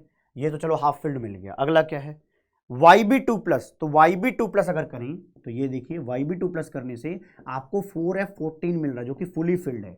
तो फुली फील्ड वाला ज्यादा स्टेबल होगा ना, फुली फील्ड वाला ज्यादा स्टेबल हाफ फील्ड वाले से, तो इस वजह से यहाँ पे आप क्या बोलोगे कि ये वाला जो है यहाँ पे ज्यादा स्टेबल आपको मिल रहा होगा। आई होप आपको समझ में आया हो, है ना। ओके, कोई दिक्कत तो नहीं होनी चाहिए। अगला देख लेते हैं। अगला क्वेश्चन क्या कहता है, the number of terminal hydrogen नहीं, terminal oxygen atoms present in the product B obtained from the following reaction is. पहली बात तो इस रिएक्शन को रटने के बजाय समझने पर ध्यान दें। क्रोमाइट होता है एक चीज, क्या होता है? क्रोमाइट ओर। क्रोमाइट ओर, क्रोमाइट ओर का फॉर्मूला होता है FeCr2O4। देखने का नजरिया बदलिए, नजारे बदलेंगे। आयरन का ऑक्साइड लिख दीजिए, दैट इज FeO.Cr2O3। क्या मैं इसको इस तरीके से लिख सकता हूं? अरे भैया एक क्या है, ये सॉल्ट बिहेवियर में है, तो हमने क्या लिख दिया? एक बेसिक पार्ट, एक एम्फोटेरिक पार्ट। तो बेसिक और एम्फोटेरिक पार्ट मिलकर के निश्चित रूप से वो सॉल्ट बिहेवियर दे सकते हैं, सॉल्ट बन सकता है ना। अगर ये बेस है तो सामने वाला एसिड बिहेवियर शो कर लेगा, क्योंकि वो एम्फोटेरिक है, वो दोनों शो कर सकता है। क्लियर है? अब समझना कैसे होती है रिएक्शंस। अब हम करते क्या हैं, पहले समझना। पहले हम इसको ऑक्सीजन से बर्न कराते हैं। हम पहले ऑक्सीजन से बर्न कराते हैं। अगर ऑक्सीजन से बर्न कराएंगे तो क्या होगा? ऑक्सीजन से बर्न कराएंगे तो क्या होगा? ऑक्सीजन से बर्न होगा तो जो FeO है ना, वो Fe2O3 में कन्वर्ट हो जाएगा। यहां आयरन +2 ऑक्सीडेशन स्टेट में है और यहां पर आयरन +3 ऑक्सीडेशन स्टेट में है, तो यहां पर इसका ऑक्सीडेशन हो जाएगा, तो +2 +3 में आ गया। और जो क्रोमियम का यहां पे +3 ऑक्सीडेशन स्टेट है, ऑक्सीजन के साथ बर्न होकर के वो CrO3 जो कि क्रोमियम का +6 ऑक्सीडेशन स्टेट है वो बना लेता है। समझ बात आ गई? तो यहां पर बर्निंग हो गई पहले O2 के साथ, फिर क्या हुआ? हमने उसमें Na2CO3 डाल दिया। क्या डाला? Na2CO3। हम इसमें डाल रहे हैं Na2CO3। अब Na2CO3 को थोड़ा ध्यान से देखो, प्यार से देखोगे सब समझ में आएगा। इसको लिखने का तरीका आप क्या लिख सकते हो? दैट इज Na2O.CO2 लिख सकता हूं कि नहीं? अरे भैया कोई सॉल्ट देखो ना, नजरिया बदल जाएगा आपको, ऐसे करते करते समझ में आएगा। देखो Na2 दो सोडियम के लिए एक ऑक्सीजन पर्याप्त है, बचा हुआ पार्ट CO2, ये बेसिक है, ये एसिडिक, तो एसिड बेस मिलकर के सॉल्ट दैट इज Na2CO3 बना हुआ है। अब समझिए, इसमें आपने क्या किया? इसमें मिला दिया। तो देखिए क्रोमियम पे +6 है ना। मेटल पे जब +6 होता है वो एसिडिक नेचर का हो जाता है। वो कैसा हो जाता है? वो एसिडिक नेचर का हो जाता है। तो जो ये एसिडिक पार्ट है वो यहां के इस बेसिक पार्ट के साथ रिएक्शन करेगा, वो इसके बेसिक पार्ट के साथ रिएक्शन करेगा। जब ये मिलेगा तो एसिड और बेस आपस में रिएक्शन करके क्या बनाएंगे? A बनाएंगे। देखिए बाकी चीजें तो बनी हुई हैं, Fe2O3 बना हुआ है, CO2 यहां से निकलेगा, वो यहां पे लिख दिया। ये और ये आपस में मिला दीजिए तो क्या हो जाएगा? Na2O डॉट, ये लिख दीजिए CrO3। इसको आप थोड़ा इज्जत से लिखें तो क्या बनेगा? ये बनेगा Na2CrO4। Na2CrO4, तो A है Na2CrO4 में भाई। कहीं रटने लायक लगा क्या? एक बार सीखना पड़ेगा बट। हाँ देखिए, आइए देखते हैं। अगर हमने कहीं पे भी, याद रखना, कहीं पे भी आपने क्रोमेट लिया है, that is CrO4 2 negative, CrO4 2 negative में अगर आप H+ डालते हो तो वो डाइक्रोमेट बन जाता है, that is Cr2O7 2 negative. Clear है? Cr2O7 2 negative. लेकिन अगर हम इसी में OH नेगेटिव डाल दें तो ये दोबारा इसमें कन्वर्ट हो जाता है। देखो यहां पर ऐसे समझो, एक क्रोमियम के लिए 2 नेगेटिव है, याद करने का तरीका, एक क्रोमियम के लिए 2 नेगेटिव है। अब आपने सामने से H+ दिया, मतलब पॉजिटिव दिया, तो एक क्रोमियम पर जो नेगेटिव चार्ज है वो कम हो जाएगा ना। तो अगले में जाके देखिए, 2 क्रोमियम के लिए 2 नेगेटिव, मतलब एक क्रोमियम के लिए 1 नेगेटिव है। तो समझ में आ गया ना बात, कि यहां पर एक क्रोमियम के लिए 2 नेगेटिव था, लेकिन यहां एक क्रोमियम के लिए 1 नेगेटिव है, मतलब कि हमने H+ मिलाया है। प्लस मिलाने से नेगेटिव चार्ज कम हो जाते हैं, और इसमें नेगेटिव चार्ज के मिलाने से नेगेटिव चार्ज बढ़ जाता है। तो समझ में इस तरीके से याद आ जाता है ना। आइए देखते हैं अगला क्या है। हमने मिलाया H+, हमने इसमें मिलाया H+, तो देखिएगा हम जब इसमें H+ मिलाएंगे, Na2 यहां पर लिख देता हूं मैं, दिस इज Na2CrO4। अगर हम इसको इसमें H+ मिला दें तो ये बन जाएगा Na2Cr2O7। Na2Cr2O7, this is B। Na2Cr2O7। मामला क्लियर है कि नहीं है? देख लें मामला क्लियर है या नहीं है। ठीक है जी। अब लेकिन सवाल ये था ही नहीं, सवाल था कि the number of terminal oxygen, यहां पर टर्मिनल ऑक्सीजन एटम्स कितने होंगे। ठीक है, तो बताइए टर्मिनल ऑक्सीजन एटम्स कितने होंगे। रिप्रेजेंटेशन Cr2O7 का हमें बनाना पड़ेगा स्ट्रक्चर। कहां बनाते हैं? यहां बनाते हैं, chromium oxygen chromium oxygen oxygen oxygen oxygen oxygen oxygen. ठीक है, समझना क्या होगा यहां पे हम कर क्या रहे हैं हमने लिखा है Cr2O7 2 नेगेटिव, 2 नेगेटिव है तो एक नेगेटिव यहाँ आ जाएगा। ये हम किसका स्ट्रक्चर बना रहे हैं? Cr2O7 2 नेगेटिव का स्ट्रक्चर। एक नेगेटिव यहाँ बना दीजिए, एक नेगेटिव यहाँ बना दीजिए, double bond double bond double bond double bond. तो ये रहा। आपसे पूछा गया था कितने टर्मिनल ऑक्सीजन हैं। ये भैया ब्रिज ऑक्सीजन, ये बीच में है, ये टर्मिनल नहीं है, किनारे नहीं है। किनारे कौन कौन से? 1 2 3 4 5 6 ऐसे ऑक्सीजन जिससे और कुछ नहीं जुड़ा हुआ, केवल सेंट्रल एटम जुड़ा हुआ है, उसको टर्मिनल कहते हैं ना। तो यहाँ पर कितने हो जाएंगे? 6। शायद मजा आया होगा, आनंद आया होगा इस क्वेश्चन से। ठीक है जी, आइए अगला देखते हैं। एन एसिडिफाइड मैग्नेट आयन है, एक मैग्नेट सॉल्यूशन है, अंडरगो डिस्प्रपोर्शनेशन रिएक्शन, अभी मैंने बताया था। चलिए तब भी देख लेते हैं, है ना। MnO4 2 नेगेटिव, अगर हम इसको H+ में डाल दें, है ना, एसिडिफाइड करा होगा H+, तो क्या होगा?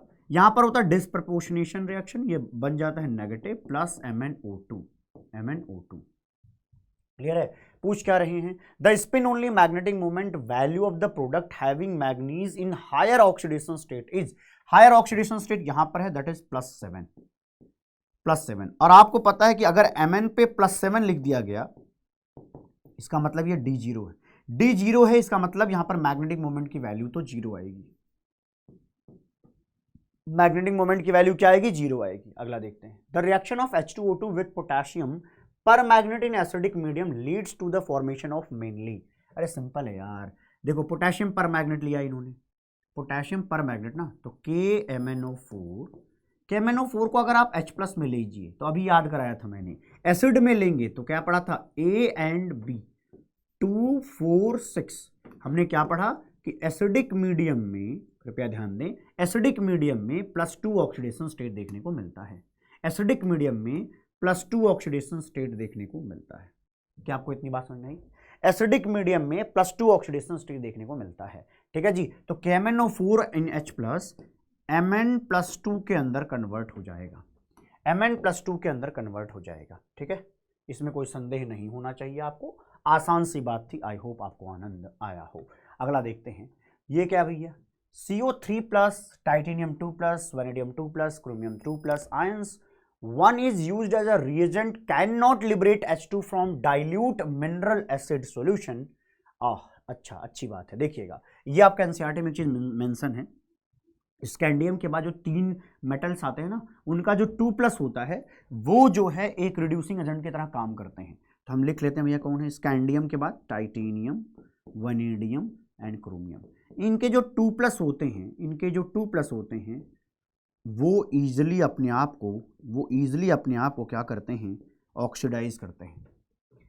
ये याद करना पड़ेगा, ये फैक्टर पहली बात तो दिमाग में रख लो। ये किसी भी सूरत में आपकी खोपड़ी में होना चाहिए कि स्कैंडियम के बाद जो 3 मेटल्स आते हैं, उनका जो 2+ है, वो एक रिड्यूसिंग एजेंट की तरह काम करता है। मतलब ये अपना ऑक्सीडेशन ईजिली करा पाते हैं, क्योंकि उसका जो रिडक्शन पोटेंशियल होता है, ध्यान रखिएगा, जो रिडक्शन पोटेंशियल है, आपने पढ़ा है ना ये सब चीजें? नहीं पढ़ा है तो पहले याद करो, चलो मेरे साथ याद करो कि टाइटेनियम 2+, वैनेडियम 2+, क्रोमियम 2+, ये क्या है? एक रिड्यूसिंग एजेंट की तरह काम करते हैं जब आप इनको डाइल्यूट HCl में डालते हैं, या आप कहें HCl में डाला जाता है, तो ये करते क्या है? ये इलेक्ट्रॉन्स देते हैं और यहां से मिलता है H+। डाइल्यूट HCl से हमें क्या मिलेगा? H+। और यहाँ जो मेटल्स हैं वो हमें इलेक्ट्रॉन्स देंगे, तो H+ इलेक्ट्रॉन पा करके H2 गैस इवॉल्व कर देता है। ठीक है, तो जैसे हुआ एक्चुअली क्या प्रोसेस समझा देता हूं। टाइटेनियम जो 2+ है, वो अपने आप को ऑक्सीडाइज करके टाइटेनियम 3+ बनाता है, क्योंकि ये क्या है? Reducing agent. तो अपना क्या करेगा? ऑक्सीडेशन। ऐसा करने पर वो एक इलेक्ट्रॉन निकालेगा, और जो ये इलेक्ट्रॉन है और वो जो डाइल्यूट HCl के अंदर H+ है, ये दोनों आपस में मिलेंगे तो न्यूट्रल हाइड्रोजन बनेगा, इलेक्ट्रॉन और ये न्यूट्रल हाइड्रोजन, तो ½ मोल H2 लिख सकते हो इस तरीके से। तो टाइटेनियम, वैनेडियम, क्रोमियम ये एक रिड्यूसिंग एजेंट की तरह काम करते हैं। अगर आप उनको एसिड में डालेंगे तो वो H+ निकाल के वहां से अपना इलेक्ट्रॉन मिला करके H2 गैस का फॉर्मेशन करके उड़ा देते हैं। पहली बात तो खोपड़ी में ये जाना जरूरी है, ये गलती से भी मत भूलिएगा मेरे भाई। ये एक ऐसा पॉइंट है जो याद करना पड़ता है पहले बेसिकली, तो पहले इसको याद कर लें, फिर मैं आगे बाकी पॉइंट्स पर आऊंगा, लेकिन पहले इसको याद करें। ठीक है जी, हाँ, तो ये समझ में आया कि पहले एक्चुअली क्या है ना कि वो इसी क्वेश्चन को क्या करेंगे, अगली बार ऑप्शन में बना के देंगे। मैं कह रहा हूँ अगली बार ऑप्शन में आने वाला है ना।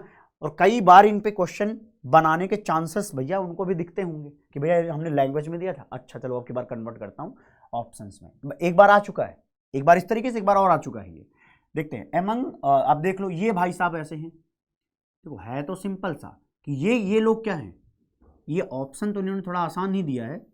ये लोग क्या हैं, ये लोग अपने आप को ऑक्सीडाइज करते हैं, तभी वहां पर Mn क्या होता है, M3+ बनता है। ये अपने आप को ऑक्सीडाइज करते हैं तो अपने अंदर से इलेक्ट्रॉन निकालते हैं, और जो ये इलेक्ट्रॉन रहता है वो मिनरल एसिड के H+ के साथ मिल करके ½ मोल H2 गैस बना करके उड़ जाता है। ओवरऑल प्रोसेस ये है। तो ये लोग ये काम करते हैं इस तरीके से। तो यहाँ से भैया हमें क्या पता चला कि ये तीनों तो भैया अपना ऑक्सीडेशन करेंगे, इलेक्ट्रॉन निकालेंगे, ये सब करेंगे, लेकिन ये भाई साहब नहीं कर पाते। बस कहानी इतनी सी बात दिमाग में रखनी पड़ेगी, क्योंकि भैया इसको याद करवाया भैया, मैं कह रहा हूँ इसको याद करना पड़ेगा। एक्चुअली इसके पीछे का रीज़न जो है ना वो इलेक्ट्रोड पोटेंशियल से है। तो पहली बात तो इलेक्ट्रोड पोटेंशियल का जो ऑर्डर है वही फिक्स नहीं है, वही ऐसे से घूमता रहता, नाचता रहता है। इसके बजाय भैया इसको याद कर लो, है ना। याद करने का तरीका है स्कैंडियम के बाद के जो 3 मेटल हैं उसके 2+ जो एक रिड्यूसिंग एजेंट की तरह काम करते हैं। अगर वो एसिड में गए तो H+ निकाल करके इलेक्ट्रॉन के साथ मिलाकर H2 गैस बनाएंगे, और ये नहीं बनाएगा, कहानी खत्म। आइए आप देखते हैं, जो कोबाल्ट 3+ है ये H+ के साथ रिएक्शन करके H2 नहीं बना पाया, कहानी क्लियर है। अगला देखते हैं, पूछ क्या रहे हैं, इसका क्या निकालना है, spin only magnetic moment in the gaseous form. चलिए देखते हैं।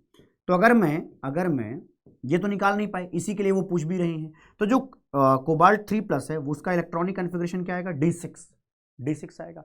अगर D6 आएगा इसका मतलब हमारे पास भैया इस तरीके से डिब्बे हैं भैया, 1 2 3 4 5 6, तो 4 अनपेयर्ड इलेक्ट्रॉन है।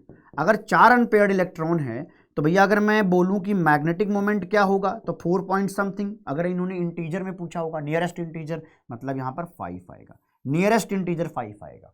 क्लियर मामला। एक बार दोबारा मैं पढ़ देता हूं क्वेश्चन, कहीं कुछ गड़बड़ तो नहीं कर रहे अपन। ये 4 आयन दिए, 1 if used as reagent can not liberate H2 from the disc, इसका मतलब ये नहीं कर पाता, it's spin only magnetic moment is this. ठीक है, एकदम सही है, सर्वशक्त है। कृपया इसको ध्यान से याद कर लें, मैं बोल रहा हूँ NCERT में या कहीं भी इस पे नोट्स बनाते हैं आप, ये ऊपर नोट कर लीजिए, ठीक है। ओके, अगला देखते हैं। The products obtained from a reaction of hydrogen peroxide and acidified potassium permanganate are. The products obtained from a reaction of, क्या लिखा है भैया, H2 हाइड्रोजन peroxide, H2O2, फिर लिखा है पोटेशियम पर मैग्नेट। अच्छा, पोटेशियम पर magnet KMnO4 with H+, KMnO4 with H+। अच्छा, एसिड है जी वहां पे। क्लियर मामला। अब समझना क्या होगा, KMnO4 एक ऑक्सीडाइजिंग एजेंट है, यहां पर क्या करने वाला वो ऑक्सीडेशन किसका करेगा, इस ऑक्सीजन पे देखें क्या है, -1 का ऑक्सीडेशन स्टेट, तो -1 से उसको 0 ऑक्सीडेशन स्टेट O2 तक पहुंचाता है। तो इसका तो ऑक्सीडेशन हो गया, ठीक है, लेकिन इसका रिडक्शन होगा, तो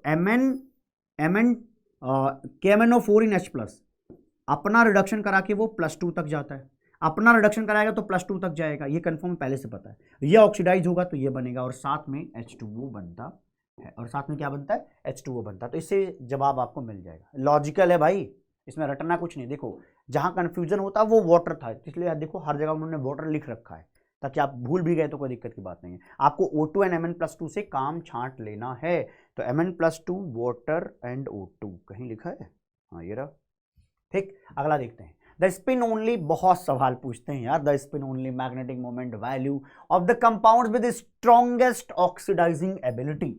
ऑक्सीडाइजिंग एबिलिटी किसके पास होगी, ऑक्सीडाइजिंग एबिलिटी किसके पास होगी मेरे भाई, बोलो बोलो बोलो। ऑक्सीडाइजिंग पावर सबसे ज्यादा किसके पास होती है, जहां पर एलिमेंट पर ऑक्सीडेशन स्टेट ज्यादा होता है, जहां पर ऑक्सीडेशन स्टेट क्या होता है, ज्यादा होता है।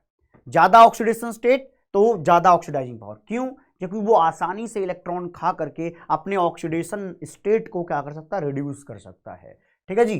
तो इसका मतलब हुआ कि MnF4 के केस में जो Mn है वहां पर भैया +4 ऑक्सीडेशन स्टेट है, तो हाईएस्ट यहां पर +4 ही दिख रहा है, यहां पर +3 है, यहां पर +2, तो जो +4 वाला है वो आसानी से इलेक्ट्रॉन खाएगा और अपने आप को Mn+2 तक लेकर के चला जाएगा। 2 इलेक्ट्रॉन खा करके अपने आप को Mn+2 तक लेकर के आसानी से चला जाएगा। बोलो भैया। अब उन्होंने पूछा कि इनमें जो स्ट्रॉन्गेस्ट ऑक्सीडाइजिंग एबिलिटी वाला है, मतलब कि MnF4, तो उसमें आप चेक करके ये बताइए कि वहां पर मैग्नेटिक मोमेंट कितना आएगा। अगर मैं Mn+4 की बात करूं तो पहले इलेक्ट्रॉनिक कन्फिग्रेशन बता दीजिए। Mn+2 का होता है D5, तो वहां से भैया 2 और निकाल दिया तो हो गया D3। D3 का मतलब है number of unpaired electron is 3। अगर नंबर ऑफ अनपेयर्ड इलेक्ट्रॉन 3 है तो मैग्नेटिक मोमेंट म्यू की वैल्यू 3 पॉइंट समथिंग तो आएगा, 3 पॉइंट समथिंग तो आएगा। और अगर मैं नियरेस्ट इंटीजर की बात करूं तो यहां पर 4 भरने में कोई समस्या नहीं है। ठीक है जी, आइए अगला देखते हैं। गिवन बिलो, ठीक है, ये देखो आर्क नहीं भैया, R2 स्टेटमेंट। स्टेटमेंट 1 क्या कहता है कि iron third catalyst, iron third acidified K2Cr2O7 neutral KMnO4 had the ability to oxidize I negative to I2 independently। अच्छा ठीक है, सही है। देखो I नेगेटिव को जो आयरन +3 है वो I2 में कन्वर्ट कर देता है, क्योंकि ये क्या है, एक अच्छा ऑक्सीडाइजिंग एजेंट। अब किसी को ये बात अभी नहीं पचेगी, मैं दोबारा कहता हूं, अगर आपको रिएक्शंस में प्रॉब्लम आती है तो कृपया नीचे दिए गए लिंक को जरूर फॉलो कर लें, अदरवाइज भैया तकलीफ होगी। या एक काम करिए, गूगल पे नहीं बल्कि यूट्यूब पे आप सर्च करिए कंप्लीट इनऑर्गेनिक केमिस्ट्री जेई वाला, आपको मिल जाएगा। कृपया वो रिएक्शन देख लें, पढ़ लें, समझ लें। ये सब हलवा लगता है भाई पढ़ने के बाद, वो नहीं पढ़ोगे तकलीफें हैं इसके बाद। ठीक है जी, आइए देखते हैं। तो ये ऑक्सीडेशन करता है क्योंकि आयरन +3 अपने आप को रिड्यूस करके +2 बनाता है और इसका ऑक्सीडेशन कर पाता है। अगर मैं K2Cr2O7 की बात करूं तो वो भी ये काम कर पाता है, कोई दिक्कत नहीं है। I नेगेटिव को I2 बना सकता है कौन, oxidizing agent K2Cr2O7 with H+। लेकिन न्यूट्रल KMnO4 या बहुत ही हल्का बेसिक नेचर रखने वाला, वो क्या करेगा, वो I नेगेटिव को भैया IO3 नेगेटिव में कन्वर्ट करा देता है। समझ बात आ गई। और ये जो है खुद को MnO2 में कन्वर्ट करा देता है। ठीक है, न्यूट्रल या बहुत ही बेसिक कंडीशन, बहुत ही हल्के बेसिक कंडीशन में ये काम हो जाता है, ये IO3 नेगेटिव तक जाता है। इसका मतलब ये लाइन गलत हो गई, क्योंकि यहां पर इन्होंने लिखा कि न्यूट्रल KMnO4 भी I2 बनाता, नहीं I2 नहीं बनाता, वो एक स्टेप और आगे ले जाता है, दैट इज IO3 नेगेटिव। तो ये भैया फालतू निकला। स्टेटमेंट 2 देखते हैं। Manganate ion is paramagnetic, manganate ion is paramagnetic in nature and involves p-pi bonding. देख लेते हैं मैग्नेट आयंस क्या है भैया। Manganate ion is MnO4 2 negative. ये क्या पैरामैग्नेटिक है? यस, क्योंकि यहां पर है D1 सिस्टम, यहां पर है D1 सिस्टम। ये बात तो ठीक लग रही है, लेकिन इन्वॉल्व्स p-pi बॉन्डिंग, इन्होंने फालतू बात ये कर दी। ऑक्सीजन तो ठीक है p देगा, लेकिन ये भैया यहां पर होता है p-pi d-pi, क्योंकि मैग्नीज अपना d ऑर्बिटल देता है पाई बॉन्डिंग के बनाने के लिए, है ना। इसका मतलब ये भी गलत है यार, ये भैया दोनों गलत है ना। हाँ, ये अगला कर लेते हैं। ठीक है जी, चलिए क्वेश्चन पढ़ते हैं। क्या लिखा है, the total number of Mn double bond O bonds in this is. Simple, अभी हमने देखा था इनका स्ट्रक्चर, बोलो भैया, देखा था क्या, इस तरीके से लगाएंगे, ये है ना। आइए अगला देखते हैं। Double bond oxygen, double bond oxygen, double bond oxygen. इन्होंने पूछा है कहां पर Mn एंड ऑक्सीजन के साथ 2 बॉन्ड्स नजर आ रहे हैं। कितने, 1 2 3 4 5 6, टोटल होगा 6। कहानी ठीक ठाक है। आइए देखते हैं अगला क्या है। In the titration of KMnO4 and oxalic acid in the acidic medium, the change in oxidation number of carbon at the end point is। क्या हुआ भैया, रिएक्शन हो चुकी है एंड पॉइंट पर। KMnO4 एज ऑक्सीडाइजिंग एजेंट है, ये क्या होगा, एसिडिक मीडियम में है विद H+। पूरी रिएक्शन ही लिख के मैं बता दूंगा। अच्छा, अभी थोड़ी देर पहले ही तो इसके बारे में हम चर्चा कर चुके हैं, कोई बात नहीं, दोबारा बता दिया जाएगा आपको। ये आपके लिए ऑक्सैलिक एसिड है। ऑक्सैलिक एसिड में जो कार्बन है उस पर +3 ऑक्सीडेशन स्टेट है, जिसको ऑक्सीडाइज करके CO2 गैस बना दिया जाएगा, जिसको ऑक्सीडाइज करके CO2 गैस बना दिया जाएगा। +3 को +4 में कन्वर्ट कर दिया जाएगा जी, किसके द्वारा, इस ऑक्सीडाइजिंग एजेंट के द्वारा। और ये जो एसिड के साथ है, तो आपको याद कराया था KMnO4 विद H+, मतलब एसिड में वो +2 ऑक्सीडेशन स्टेट देता है, that is Mn+2, that is Mn+2। इतनी बात ठीक ठाक है, CO2 बन जाएगा, ठीक है। और ये वाटर के रूप में निश्चित रूप से निकल जाएंगे बाकी, बट CO2 में कन्वर्ट होगा ना। तो +3 किस में जा रहा है, +4 में। तो एक बात देख लेते हैं, the change in oxidation number of carbon at the end point is, the change in oxidation number, ठीक है। तो यहां पर आप क्या लिखोगे कि 3 से वो क्या हो गया 4 हो गया, 3 से वो क्या हो गया 4 हो गया, क्योंकि वहां पर CO2 एज अ प्रोडक्ट मिलता है। आइए देखते हैं इन न्यूट्रल, अच्छा उसने चेंज पूछा है, द चेंज इन, चेंज बताना है भाई, ये नहीं बताना है कि क्या है चेंज। चेंज मतलब भैया पहले 3 था अब 4 है, तो चेंज भैया 1 का आएगा। क्लियर है। अगला देखते हैं इन न्यूट्रल या एल्कलाइन सॉल्यूशन में MnO4 negative oxidises thiosulphate, thiosulphate H2O3 2 negative, इसको भैया ऑक्सीडाइज करके क्या बनाया जाता है sulphate SO4 2 negative, SO4 2 negative. देखिए ऐसा डायरेक्ट समझ में नहीं आता है, खोपड़ी खोलने का कार्यक्रम इधर चलता है, तो समझिए इसका स्ट्रक्चर बनाइए। ये है क्या, सल्फर डबल बॉन्ड सल्फर, क्योंकि थायोसल्फेट है ना, तो आप इस तरीके से लिख सकते हैं, तो आप इस तरीके से लिख सकते हैं, यहां पर होगा नेगेटिव चार्ज, यहां पर भी होगा negative charge, this is thiosulphate. Clear है। ये भैया जी आपके लिए थायोसल्फेट। अच्छा जी समझना, थायोसल्फेट में ये वाला जो सल्फर है कौन सा, ये वाला जो सल्फर है उस पर है भैया जीरो ऑक्सीडेशन स्टेट, इस पर है जीरो ऑक्सीडेशन स्टेट। लेकिन इस वाले सल्फर की अगर मैं बात करूं तो देखिए 1 2 3 4 4 बॉन्ड है, तो निश्चित रूप से यहाँ पर +4 ऑक्सीडेशन स्टेट देखने को मिलेगा। तो इस सल्फर पे +4, इस पर है 0, और यहां पर देखेंगे आप तो 2 टाइम सल्फेट मिलेगा, दोनों सल्फर पर +6 हो जाएगा, तो +4 वाला भी +6 हो जाएगा और ये 0 वाला भी +6 हो जाएगा। तो यहाँ पर ऑक्सीडेशन हो रहा है, किसने किया भैया, न्यूट्रल या एल्कलाइन MnO4 नेगेटिव ये कार्यक्रम कर सकता है, इसमें कोई संदेह नहीं है। बोलो भाई, क्या आपको ये बात समझ में आई कि इस तरीके से होगा कि थायोसल्फेट जो है इस तरीके से SO4 2 नेगेटिव में कन्वर्ट हो जाता है। मामला क्लियर है। बोलो भैया, थायोसल्फेट किस में जा रहा है, सल्फेट में कन्वर्ट हो जाता है। अगला देख लेते हैं, 1 मिनट, हाँ ठीक है, अगला देख लेते हैं। अगला क्या भैया, the oxidation state of manganese in the product obtained in reaction of potassium permanganate and hydrogen peroxide in basic medium. अच्छा manganese, the oxidation state of manganese in the product. अच्छा जी, तो ये कह रहे हैं कि हमारे पास है पोटेशियम परमैग्नेट KMnO4 इन बेसिक मीडियम, KMnO4 इन बेसिक मीडियम, ठीक है जी, और रिएक्शन हो रही है H2O2 के साथ, रिएक्शन हो रही है H2O2 के साथ। तो बताइए बेसिक मीडियम में KMnO4 कहाँ पे जाता है भैया, MnO2 में कन्वर्ट हो जाता है। तो इस तरीके से जो MnO2 है उसमें क्या आएगा, +4 ऑक्सीडेशन स्टेट आएगा Mn का, मैग्नीज का, the oxidation state of manganese in the product. ठीक है, तो यहाँ पर आएगा भैया +4, यहाँ पर आएगा +4।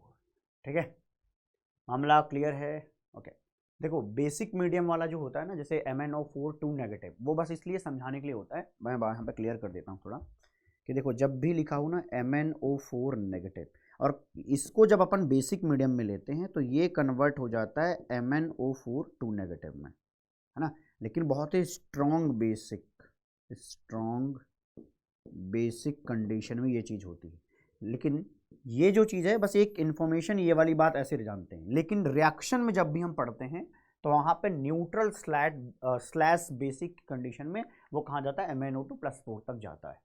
क्लियर है। अगला देखते हैं, which of the following has least tendency to liberate H2 from mineral acid. इनमें से कौन सा ऐसा है जो सबसे कम टेंडेंसी रखता है H2 गैस से मिनरल्स निकालने में। तो आप क्या बोलते हो, जो बहुत ही कम रिएक्टिव हो, लीस्ट टेंडेंसी वही होगी। जैसे देखो हाइड्रोजन है, हाइड्रोजन के ऊपर जितने भी मेटल्स होते हैं उनको एक्टिव मेटल्स कहते हैं। कहाँ पे, इलेक्ट्रोकेमिकल सीरीज में। हाइड्रोजन के नीचे जैसे कि आप ले लीजिए कॉपर, तो वो लेस एक्टिव मेटल है, लेकिन हाइड्रोजन के ऊपर जो होते हैं एक्टिव मेटल्स होते हैं, जैसे ले लीजिए आप जिंक वगैरह। ठीक है, बात समझ में आ गई। बोल भाई, ये बात समझ में आई है क्या, है ना। तो कॉपर नीचे है, तो इलेक्ट्रोकेमिकल सीरीज में जो लोग नीचे होते हैं वो एसिड से H+ नहीं हटा सकते, है ना। ये बात तो आप जानते ही होंगे, ये भी पढ़ाना पड़ेगा जी, है ना, क्योंकि वो लेस एक्टिव मेटल्स हैं तो आसानी से इलेक्ट्रॉन्स नहीं देते। अगर आसानी से इलेक्ट्रॉन्स नहीं देंगे तो जो एसिड्स में H+ प्रेजेंट है उसको इलेक्ट्रॉन नहीं मिलेगा, तो H2 गैस के फॉर्म में वो कभी नहीं निकल पाएंगे। ठीक है, तो लीस्ट टेंडेंसी बल्कि ना के बराबर ही है। आप कहिए कि कॉपर नहीं निकाल सकता H2 गैस के रूप में आपके एसिड से जो H+ रहता है। ठीक है, आइए अगला देखते हैं। The disproportionation of MnO4 2 negative in acidic medium resulted in the formation of 2 manganese compounds. ये तो भैया जी कई बार पढ़ चुके हैं और ये पूछा ही बहुत जाता है, तो इसलिए आपकी खोपड़ी में ये बात टिक जाना चाहिए कि जब ये डिस्प्रपोर्शनेशन करता है तो +6 वाला ऑक्सीडाइज होकर के +7 में चला जाता है और ये बनाता है MnO4 नेगेटिव। MnO4 2 नेगेटिव से MnO4 नेगेटिव और साथ में बनता है MnO2, साथ में बनता है MnO2 जहां पर Mn पर क्या है +4 ऑक्सीडेशन स्टेट होता है। क्लियर है जी? यस, तो ये डिस्प्रपोर्शनेशन होता है। तो इसमें से कोई A एंड B है, लेकिन कंडीशन दिया है उन्होंने कि if the oxidation state of Mn in B is smaller than A, तो मतलब हायर वाला A है, हायर ऑक्सीडेशन स्टेट वाला ये है, लोअर ऑक्सीडेशन स्टेट वाला मेरे भैया ये है, हायर ऑक्सीडेशन स्टेट वाला ये है, लोअर ऑक्सीडेशन स्टेट वाला ये है। ठीक है, then the spin only magnetic moment mu value of B, अच्छा इसका आपको निकालना है मैग्नेटिक मोमेंट। तो यहाँ की अगर मैं बात करूँ, B की मैं बात करूँ, तो यहाँ Mn पर क्या है +4 ऑक्सीडेशन स्टेट है।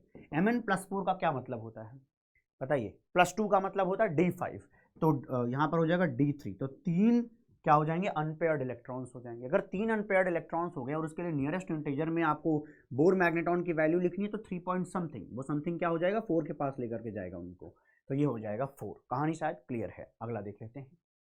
Which of the following pair is not isoelectronic species? में से कौन सा ऐसा है जो आइसोइलेक्ट्रॉनिक नहीं है? अब यार इतना तो छांट ले जाना चाहिए, मुझे लग रहा है ये बताना हमें नहीं चाहिए। सिर्फ और सिर्फ आप कहाँ से जवाब देख सकते हैं, उनका आपको याद होना चाहिए लैंथेनाइड सीरीज, वहीं से आपको गैस हो जाएगा ये सब कुछ। सिर्फ लैंथेनाइड सीरीज की ये कहानी है। देख लेते हैं भाई। आप लास्ट में क्या देखते हो, सीरियम से शुरुआत होती है, गैडोलिनियम बीच में पड़ता है, ल्यूटेशियम इसके बाद पड़ता है ना, ल्यूटेशियम उसके बाद पड़ता है। अब क्या पढ़ते हैं अपन कि भैया देखो गैडोलिनियम के पहले EU है ना, इसके पहले क्या रहता है YB। इतनी बातें तो हर बार 5 तो मैं लिखवा ही देता हूं कि तुरंत आपके दिमाग में छपे। अब देखिए यहाँ पर YB 2+ किया गया, अगर ये 2+ करो, अगर इसको 2+ करो और नीचे वाले को 3+ कर दो तो क्यों नहीं आइसोइलेक्ट्रॉनिक होंगे? हो गया यार, ये तो बड़ा आसान था।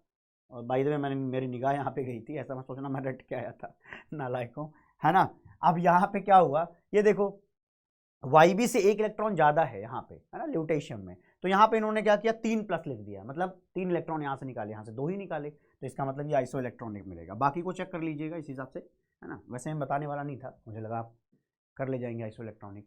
ठीक है, आइसो इलेक्ट्रॉनिक का मतलब तो जानते हो ना, सेम नंबर ऑफ इलेक्ट्रॉन। ठीक है, the reaction of zinc with excess of aqueous alkali evolves H2 gas and gives. देख लेते हैं, चलिए देखते हैं भैया। देखिए जिंक है मेटल, ठीक है, वो रिएक्शन करने जा रहा है NaOH एक्वस के साथ, है ना, एक्वस एल्कली के साथ। एल्कली मैंने यहाँ पर NaOH ले रखा है, एल्कली मैंने इस समय NaOH ले रखा है। अब समझना क्या होगा, जो हमारा जिंक है वो एक्टिव मेटल है, जो जिंक है वो एक्टिव मेटल, तो वो क्या करेगा भैया, जिंक 2+ बनाएगा और अपने अंदर से 2 इलेक्ट्रॉन निकालेगा। ठीक है, हम बेस से मुलाकात करेंगे, लेकिन उससे पहले आप समझना कि क्या और घटनाएं यहाँ पर घटित होती हैं। जो वाटर है, जिंक की मुलाकात एक्चुअली वाटर से होती है, जिंक की मुलाकात एक्चुअली पहले वाटर से होती है, NaOH से होगी बट पहले वाटर से होती है। जब वाटर से मुलाकात होगी तो आपको पता है कि जो H2O है वो जब टूटता है तो वो टूटता है H+/OH नेगेटिव के रूप में, H+/OH नेगेटिव के रूप में। ठीक है जी। अच्छा, तो देखिए क्या हुआ कि जो यहाँ से H+ निकलता है वो इलेक्ट्रॉन को पा करके, H+ और इलेक्ट्रॉन, आप बताइए क्या हो जाएगा, 2 टाइम H+ लिख सकता हूँ, वाटर को आप 2 मोल ले लीजिए, तो यहाँ से इस तरीके से H2 गैस इवॉल्व हो जाती है। ठीक, और जो OH नेगेटिव 2 टाइम निकलेगा, 2 टाइम, क्योंकि हमने इसको 2 मोल ले लिया है। ठीक है, इसको समझना, 2 मोल ले लिया। ठीक है, तो 2 OH होगा, तो वो जिंक के 2+ के साथ मिलकर के 2 OH नेगेटिव, इसके साथ मिलकर के यहाँ पर बन जाएगा ZnOH ट्वाइस। क्या बन जाएगा, ZnOH ट्वाइस। तो इस तरीके से जिंक बनाता है ZnOH ट्वाइस। अब समझना, अब यार ZnOH ट्वाइस H2 गैस उड़ गया भैया, इन्होंने जो बताया था मामला ठीक कह रहे थे ये कि हाँ हाइड्रोजन गैस इवॉल्व होगी, हाँ हो रही है, लेकिन साथ साथ अभी ZnOH ट्वाइस बना है। अब समझना कि जो ZnOH ट्वाइस बना है उसकी मुलाकात अभी NaOH से होना बाकी है।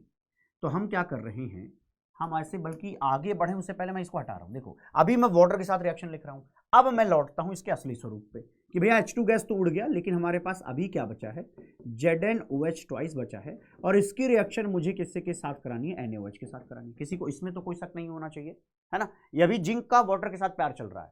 अब समझिए, ये थे भाई साहब बेस, NaOH तो शानदार बेस है, और जो ZnOH ट्वाइस है वो एम्फोटेरिक नेचर का है, वो जरूरत पड़ने पर एसिड, जरूरत पड़ने पर बेस हो जाता है। तो उसने देखा अच्छा सामने क्या है, बेस, तो उसने अपनी शकल जो है, शकल मतलब अपनी सूरत, स्ट्रक्चर क्या कर लिया, एसिडिक नेचर वाला बना दिया। तो एसिड लिखेंगे कैसे, H2ZnO2। देखो है यही चीज, लेकिन उसने अपनी शकल थोड़ी रिफ्रेम कर लिया ताकि वो एसिड लगने लग जाए और इसकी मोहब्बत इस बेस के साथ प्यार से हो जाए, कोई दिक्कत ना हो।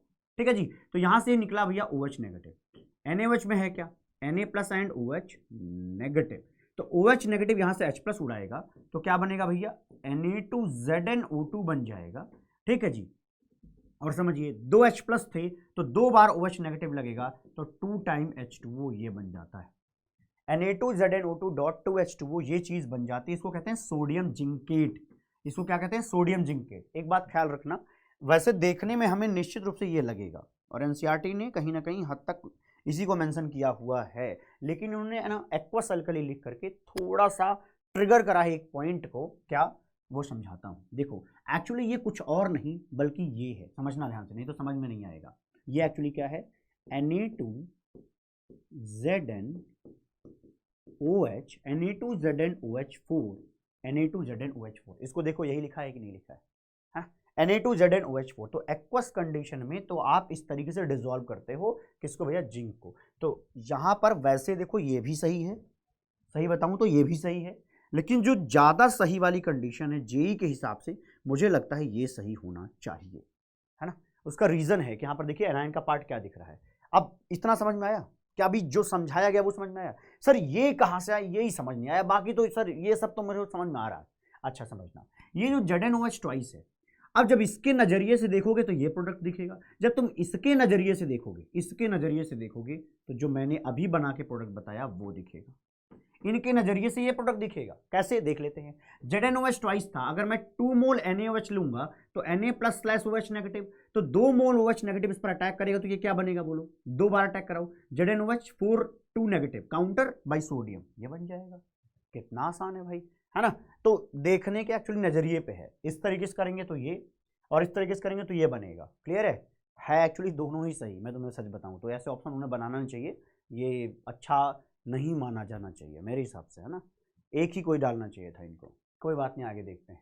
इन the following pairs the one in which both transition metal ions are colourless is, कौन सा ऐसा है जहां पे कलरलेस ट्रांजिशन मेटल्स दिख रहे हैं। ऑब्वियसली ऐसा होगा कि या तो इलेक्ट्रॉन नहीं होंगे, होंगे तो सारे पेयर्ड होंगे या सारे भरे होंगे। जिंक 2+ में हमें पता है कि D10 आता है, स्कैंडियम 3+, तो यही होंगे, यही वाला पेयर सही होगा। क्यों, स्कैंडियम 3+ में देखें तो D0, यहां पर तो D0 है और यहां पर पूरा D भरा हुआ है। इसका मतलब यहीं की कंडीशन में ऐसा है कि आपको कलरलेस दिखना पड़ेगा जी। कारण क्या है बताइए, कारण क्या बताएंगे कि एक में पूरा भरा पड़ा DD ट्रांजिशन नहीं होगा, एक में तो इलेक्ट्रॉन ही नहीं है तो DD ट्रांजिशन तब भी नहीं होगा। क्लियर मामला, यस सर। अगला देखते हैं, इन न्यूट्रल या faintly alkaline solution KMnO4 being a powerful oxidant can oxidize thiosulfate almost quantitatively to sulfate। अरे अभी सब पे चर्चा हमने करी थी। In this process overall change in oxidation state of manganese will be, देखिए KMnO4 के केस में, KMnO4 के केस में जो Mn है उस पर भैया +7 ऑक्सीडेशन स्टेट है, और जब वो न्यूट्रल या थोड़े अल्कलाइन सॉल्यूशन में अगर वो कन्वर्जन करे, अपने आप को एज ऑक्सीडेंट स्टैब्लिश करेगा, तो अपने आप को रिड्यूस करके MnO2 तक ले जाएगा, और MnO2 में Mn पर +4 ऑक्सीडेशन स्टेट आता है। तो +7 से +3 तक का चेंज आया है। In this reaction overall change in the oxidation state of manganese will be 3, इसमें कोई संदेह ही नहीं है। ठीक है, आइए अगला देखते हैं। Which of the following 3D metal ion will give the lowest enthalpy of hydration when dissolved in water? इनमें से कौन सा ऐसा है जो लोवेस्ट एंथैल्पी ऑफ हाइड्रेशन देता है। वैसे देखो यहाँ पर Mn2+ आने वाला है। इसका जो लॉजिक है एक्चुअली ये डेटा बेस्ड है, आपके एनसीईआरटी में डेटा दिया हुआ है, उसके बेस पर एक क्वेश्चन बनाया गया है, और यहीं से रिलेटेड है क्या, इलेक्ट्रोड पोटेंशियल। तो ये इलेक्ट्रोड पोटेंशियल बेस्ड का एक क्वेश्चन है। ठीक है, इसको आप कैसे ध्यान में रखेंगे अब वो सुन लीजिए। जो Mn2+ है उसमें क्या है, D5 इलेक्ट्रॉनिक कन्फिग्रेशन है, D5। तो एक तरीके से ये स्टेबल है, और हाइड्रेशन होकर के हम क्या करते हैं भैया, हाइड्रेशन करवा करके भी हम स्टेबल करते हैं। तो जो चीज़ पहले से समझ लो स्टेबल है, वो हाइड्रेशन में कम से कम एनर्जी निकाल रही है, क्योंकि उसको स्टेबिलिटी की ज़्यादा ज़रूरत नहीं है। आप इस तरीके से समझेंगे इसको, ठीक है। ओके, मैं आगे बढ़ता हूँ। ये एक्चुअली क्या है, इलेक्ट्रोड पोटेंशियल के डेटा पर बेस्ड क्वेश्चन है। आइए अगला देखते हैं। The incorrect statement among the following is, देख लेते हैं भैया। VOSO4 is a reducing agent. यहां पर आप देखेंगे तो VOSO4 लिखा है ना, तो SO4 पर तो 2 नेगेटिव होता है। SO4 पर, इस पर देखिए, इस पर आएगा 2 नेगेटिव, ऑक्सीजन पर होता है -2, तो यहाँ वैनेडियम पे क्या आएगा +4। अगर V4 प्लस है तो इलेक्ट्रॉनिक कॉन्फ़िगरेशन क्या आएगा बताइए, स्कैंडियम टाइटेनियम वैनेडियम। वैनेडियम 2+ जो होता है वो D3 है, तो 4+ में क्या होगा D1। ठीक है जी, इतना बात तो पता ही है। क्या ये D1 में स्टेबल है, या ये अपने इलेक्ट्रॉन को निकाल दे और अपने आप को D0 बना ले, अपने आप को क्या करे, D0 बना ले। तो अगर हम वैनेडियम +5 लें तो एक्चुअली ये इनर्ट गैस कॉन्फ़िगरेशन गेन कर रहा है, ये इनर्ट गैस कॉन्फ़िगरेशन गेन कर रहा है, इसलिए वो स्टेबल हो रहा है। तो वो ये प्रोसेस करना चाहेगा, वो खुद को ऑक्सीडाइज करेगा तो दूसरे को रिड्यूस करेगा। अगर दूसरे को रिड्यूस करेगा तो निश्चित रूप से एक रिड्यूसिंग एजेंट घोषित होगा ही होगा। तो ये तो सच है। अगला, red colour of ruby is due to the presence of cobalt, नहीं, एक्चुअली होता है क्रोमियम +3। इसकी वजह से रूबी का रेड कलर आता है, क्योंकि यहां पर डी ट्रांजिशन हो रहा होता है। ठीक है जी, रूबी क्या होता है, Al2O3 रहता है ना, कोरंडम है ना, इसी में ये प्रेजेंट रहता है। जहां पे कुछ जगहों पर ऐसा हो जाता है कि ये एक्चुअली क्रिस्टल है Al2O3 का, ठीक है, वहां पे कुछ जगहों पर जहां एल्युमिनियम 3+ है उस जगह पे क्रोमियम +3 आता है, और इसकी वजह से, कृपया ध्यान दें, और इसकी वजह से क्या आता है, रेड कलर आता है, क्योंकि वहां पर डी ट्रांजिशन पॉसिबल है। तो कोबाल्ट नहीं ये रहेगा, तो इसका मतलब ये लाइन गलत है। तो मैंने सही लाइन इसलिए बता दी कि पेपर में ये आएगा भैया, तो जान लेना है ना। Cr2O3 निश्चित रूप से एम्फोटेरिक है। RuO4 is an oxidising agent, निश्चित रूप से यार, प्लस सबसे हाईएस्ट ऑक्सीडेशन स्टेट पर बैठा हुआ है, तो ये भैया अपने आप को रिड्यूस करेगा, तो निश्चित रूप से एक ऑक्सीडाइजिंग एजेंट होगा। तो इसका मतलब हमें इनकरेक्ट ढूंढना था, तो इनकरेक्ट इज दिस, मतलब B option is correct, B option is correct. बोल भाई, स्टेटमेंट तो ये गड़बड़ है ये वाला, लेकिन ऑप्शन यही वाला सही, क्योंकि इन्होंने इनकरेक्ट पूछा हुआ है। ठीक है जी, आइए अगला देखते हैं। What is the correct order of the following element with respect to their density. ये तो भैया रटना पड़ेगा, इसका कोई खास खेल नहीं है, है ना। जिंक है ना, बाकी इसके बाद देखिएगा क्रोमियम, आयरन, कोबाल्ट और इसके बाद कॉपर। जिंक का सबसे कम होता है, ठीक है, डेंसिटी क्या होती है, सबसे कम होती है। उसका थोड़ा रीज़न हम एक्सप्लेन कर सकते हैं, लेकिन एक ही चीज़ कि जिंक का कम क्यों होता है, क्योंकि डेंसिटी लोअर क्यों आती है, क्योंकि वहाँ पर अच्छी मेटालिक बॉन्डिंग नहीं है। तो थोड़ा समझिए कि एक जिंक दूसरे जिंक से थोड़ा दूर ही रह रहा है। ठीक है जी, इतनी बात समझ में आ रही है। बस जिंक पीछे है ये एक्सप्लेन हो सकता है, बाकी चीज़ कुछ एक्सप्लेन नहीं हो पाएगी, गड़बड़ लगेगा मामला। ठीक है, ओके, यहाँ पर इस तरीके से कह सकते हैं। चलिए, अगर आप पूरा ही जानना चाहेंगे तो density D is equal to mass by volume, इस पर खेल सकते हैं। हाँ, अक्सर हम पूरे पीरियोडिक टेबल में एक ही चीज़ लगाते हैं, जो डेंसिटी जो होती है वो मास के प्रोपोर्शनल है। मास के क्या है, प्रोपोर्शनल है। इसके हिसाब से तो कॉपर का ज़्यादा होना चाहिए, कोबाल्ट, बात सही है, कोबाल्ट का ज़्यादा होना चाहिए आयरन से, बात सही है, आयरन का ज़्यादा होना चाहिए क्रोमियम से, ये भी बात सही है। लेकिन जिंक का पीछे क्यों है ये एक्सप्लेन नहीं होगा, तो इसके लिए एक्सप्लेनेशन हम इस तरीके से दे देते हैं कि जो जिंक है वहाँ पर मेटालिक बॉन्डिंग अच्छी नहीं है ना, अच्छी मेटालिक बॉन्डिंग नहीं है, तो यहाँ पर क्या होगी, डेंसिटी कम आती है, क्योंकि इनके बीच में ज़्यादा प्यार मोहब्बत है नहीं। तो अगर हम किसी फिक्स वॉल्यूम की बात करें तो वहाँ पर जिंक का जो एटम है वो कम पाया जाएगा, है ना। तो इस तरीके से आप सोच सकते हैं कि ये पीछे क्यों आया, है ना, एज ए एक्सेप्शन क्यों शो कर रहा है, तो उसका रीजन है मेटालिक बॉन्डिंग। अगर ये एक्सप्लेनेशन आपको ठीक लग रही है तो मामला ठीक है ना। एक्चुअली इसी तरीके से इसको समझते हैं, क्लियर है। ओके, आगे बढ़ जाते हैं। मुझे लगा कहीं आप पचा ना पाएं, इसलिए मैंने सोचा बर्दाश्त नहीं कर पाएंगे, तकलीफ होगी आपको। In which of the following pair the outer most electronic configuration will be the same. मैं पढ़ाना नहीं चाहता भाई, ये खुद से देख लें। ये भी पूछोगे क्या यार, है ना, कर लेना भाई, अरे कर लोगे, है ना। केवल यार ये आउटर मोस्ट इलेक्ट्रॉनिक कॉन्फ़िगरेशन ही लिखना है, तो ये मैं बताना नहीं चाहता भाई, ये स्वयं करें, इसको स्वयं करें। कैसे करना है, थोड़ा हिंट दे दूं क्या। जैसे देखो, यहाँ आयरन 2+ की बात करूं तो D6 इलेक्ट्रॉनिक कॉन्फ़िगरेशन है। कोबाल्ट प्लस की बात करूं अगर मैं, तो ये D8 इलेक्ट्रॉनिक कन्फिगरेशन है। क्या ये सेम हुए?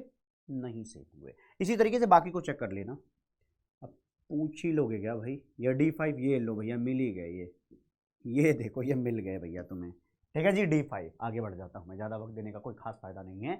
On treating a compound with warm dilute H2SO4 gas X is evolved which turns K2Cr2O7 paper acidified with dilute H2SO4 to a green compound Y। Green compound Y यहां से पता चल गया कि हमारा क्रोमियम जो था वो +6 वाला +3 में कन्वर्ट हो चुका है। +3 में ये भैया कैसे होते हैं? ग्रीन कलर के होते हैं। ठीक है जी, सॉल्यूशन में X एंड Y रिस्पेक्टिवली आर। तो X कहाँ था भैया? एक X निकलता है।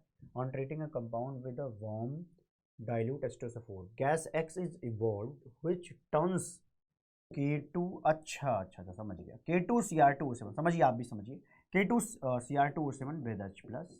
ठीक है, कोई गैस X है जिसके साथ रिएक्शन हो रही है और कंपाउंड Y बन रहा है ग्रीन कलर का। तो Y वाले के अंदर क्या प्रेजेंट होगा भैया? क्रोमियम प्रेजेंट होगा। ठीक है जी, और ये जो H प्लस है वो एक्चुअली क्या है? H2SO4 के फॉर्म में है ना, इससे H प्लस मिल रहा है। ठीक है, तो ये मैं हटा रहा हूँ, समझ में आ जाएगा। ज्यादा हिंट की जरूरत है नहीं, वैसे आप समझ जाएंगे। देखिए SO3 लिखा है तो यहाँ SO3 पॉसिबल नहीं है, कारण SO3 में सल्फर +6 ऑक्सीडेशन स्टेट में है और वो हाईएस्ट पे पहले से बैठा हुआ, उसको तुम क्या ऑक्सीडाइज करोगे, है ना। तो यहाँ पर क्या होगा? निश्चित रूप से ये जो X होगा वो SO2 होगा, ताकि सल्फर पे क्या रहे भैया? +4, और इसको हम क्या कर सकें? ऑक्सीडाइज करके +6 बना सकें, है ना। तो यहाँ पर क्या हो जाएगा? सल्फेट SO4 2 नेगेटिव, जहाँ पे सल्फर पर +6 ऑक्सीडेशन स्टेट आएगा। मामला क्लियर है क्या?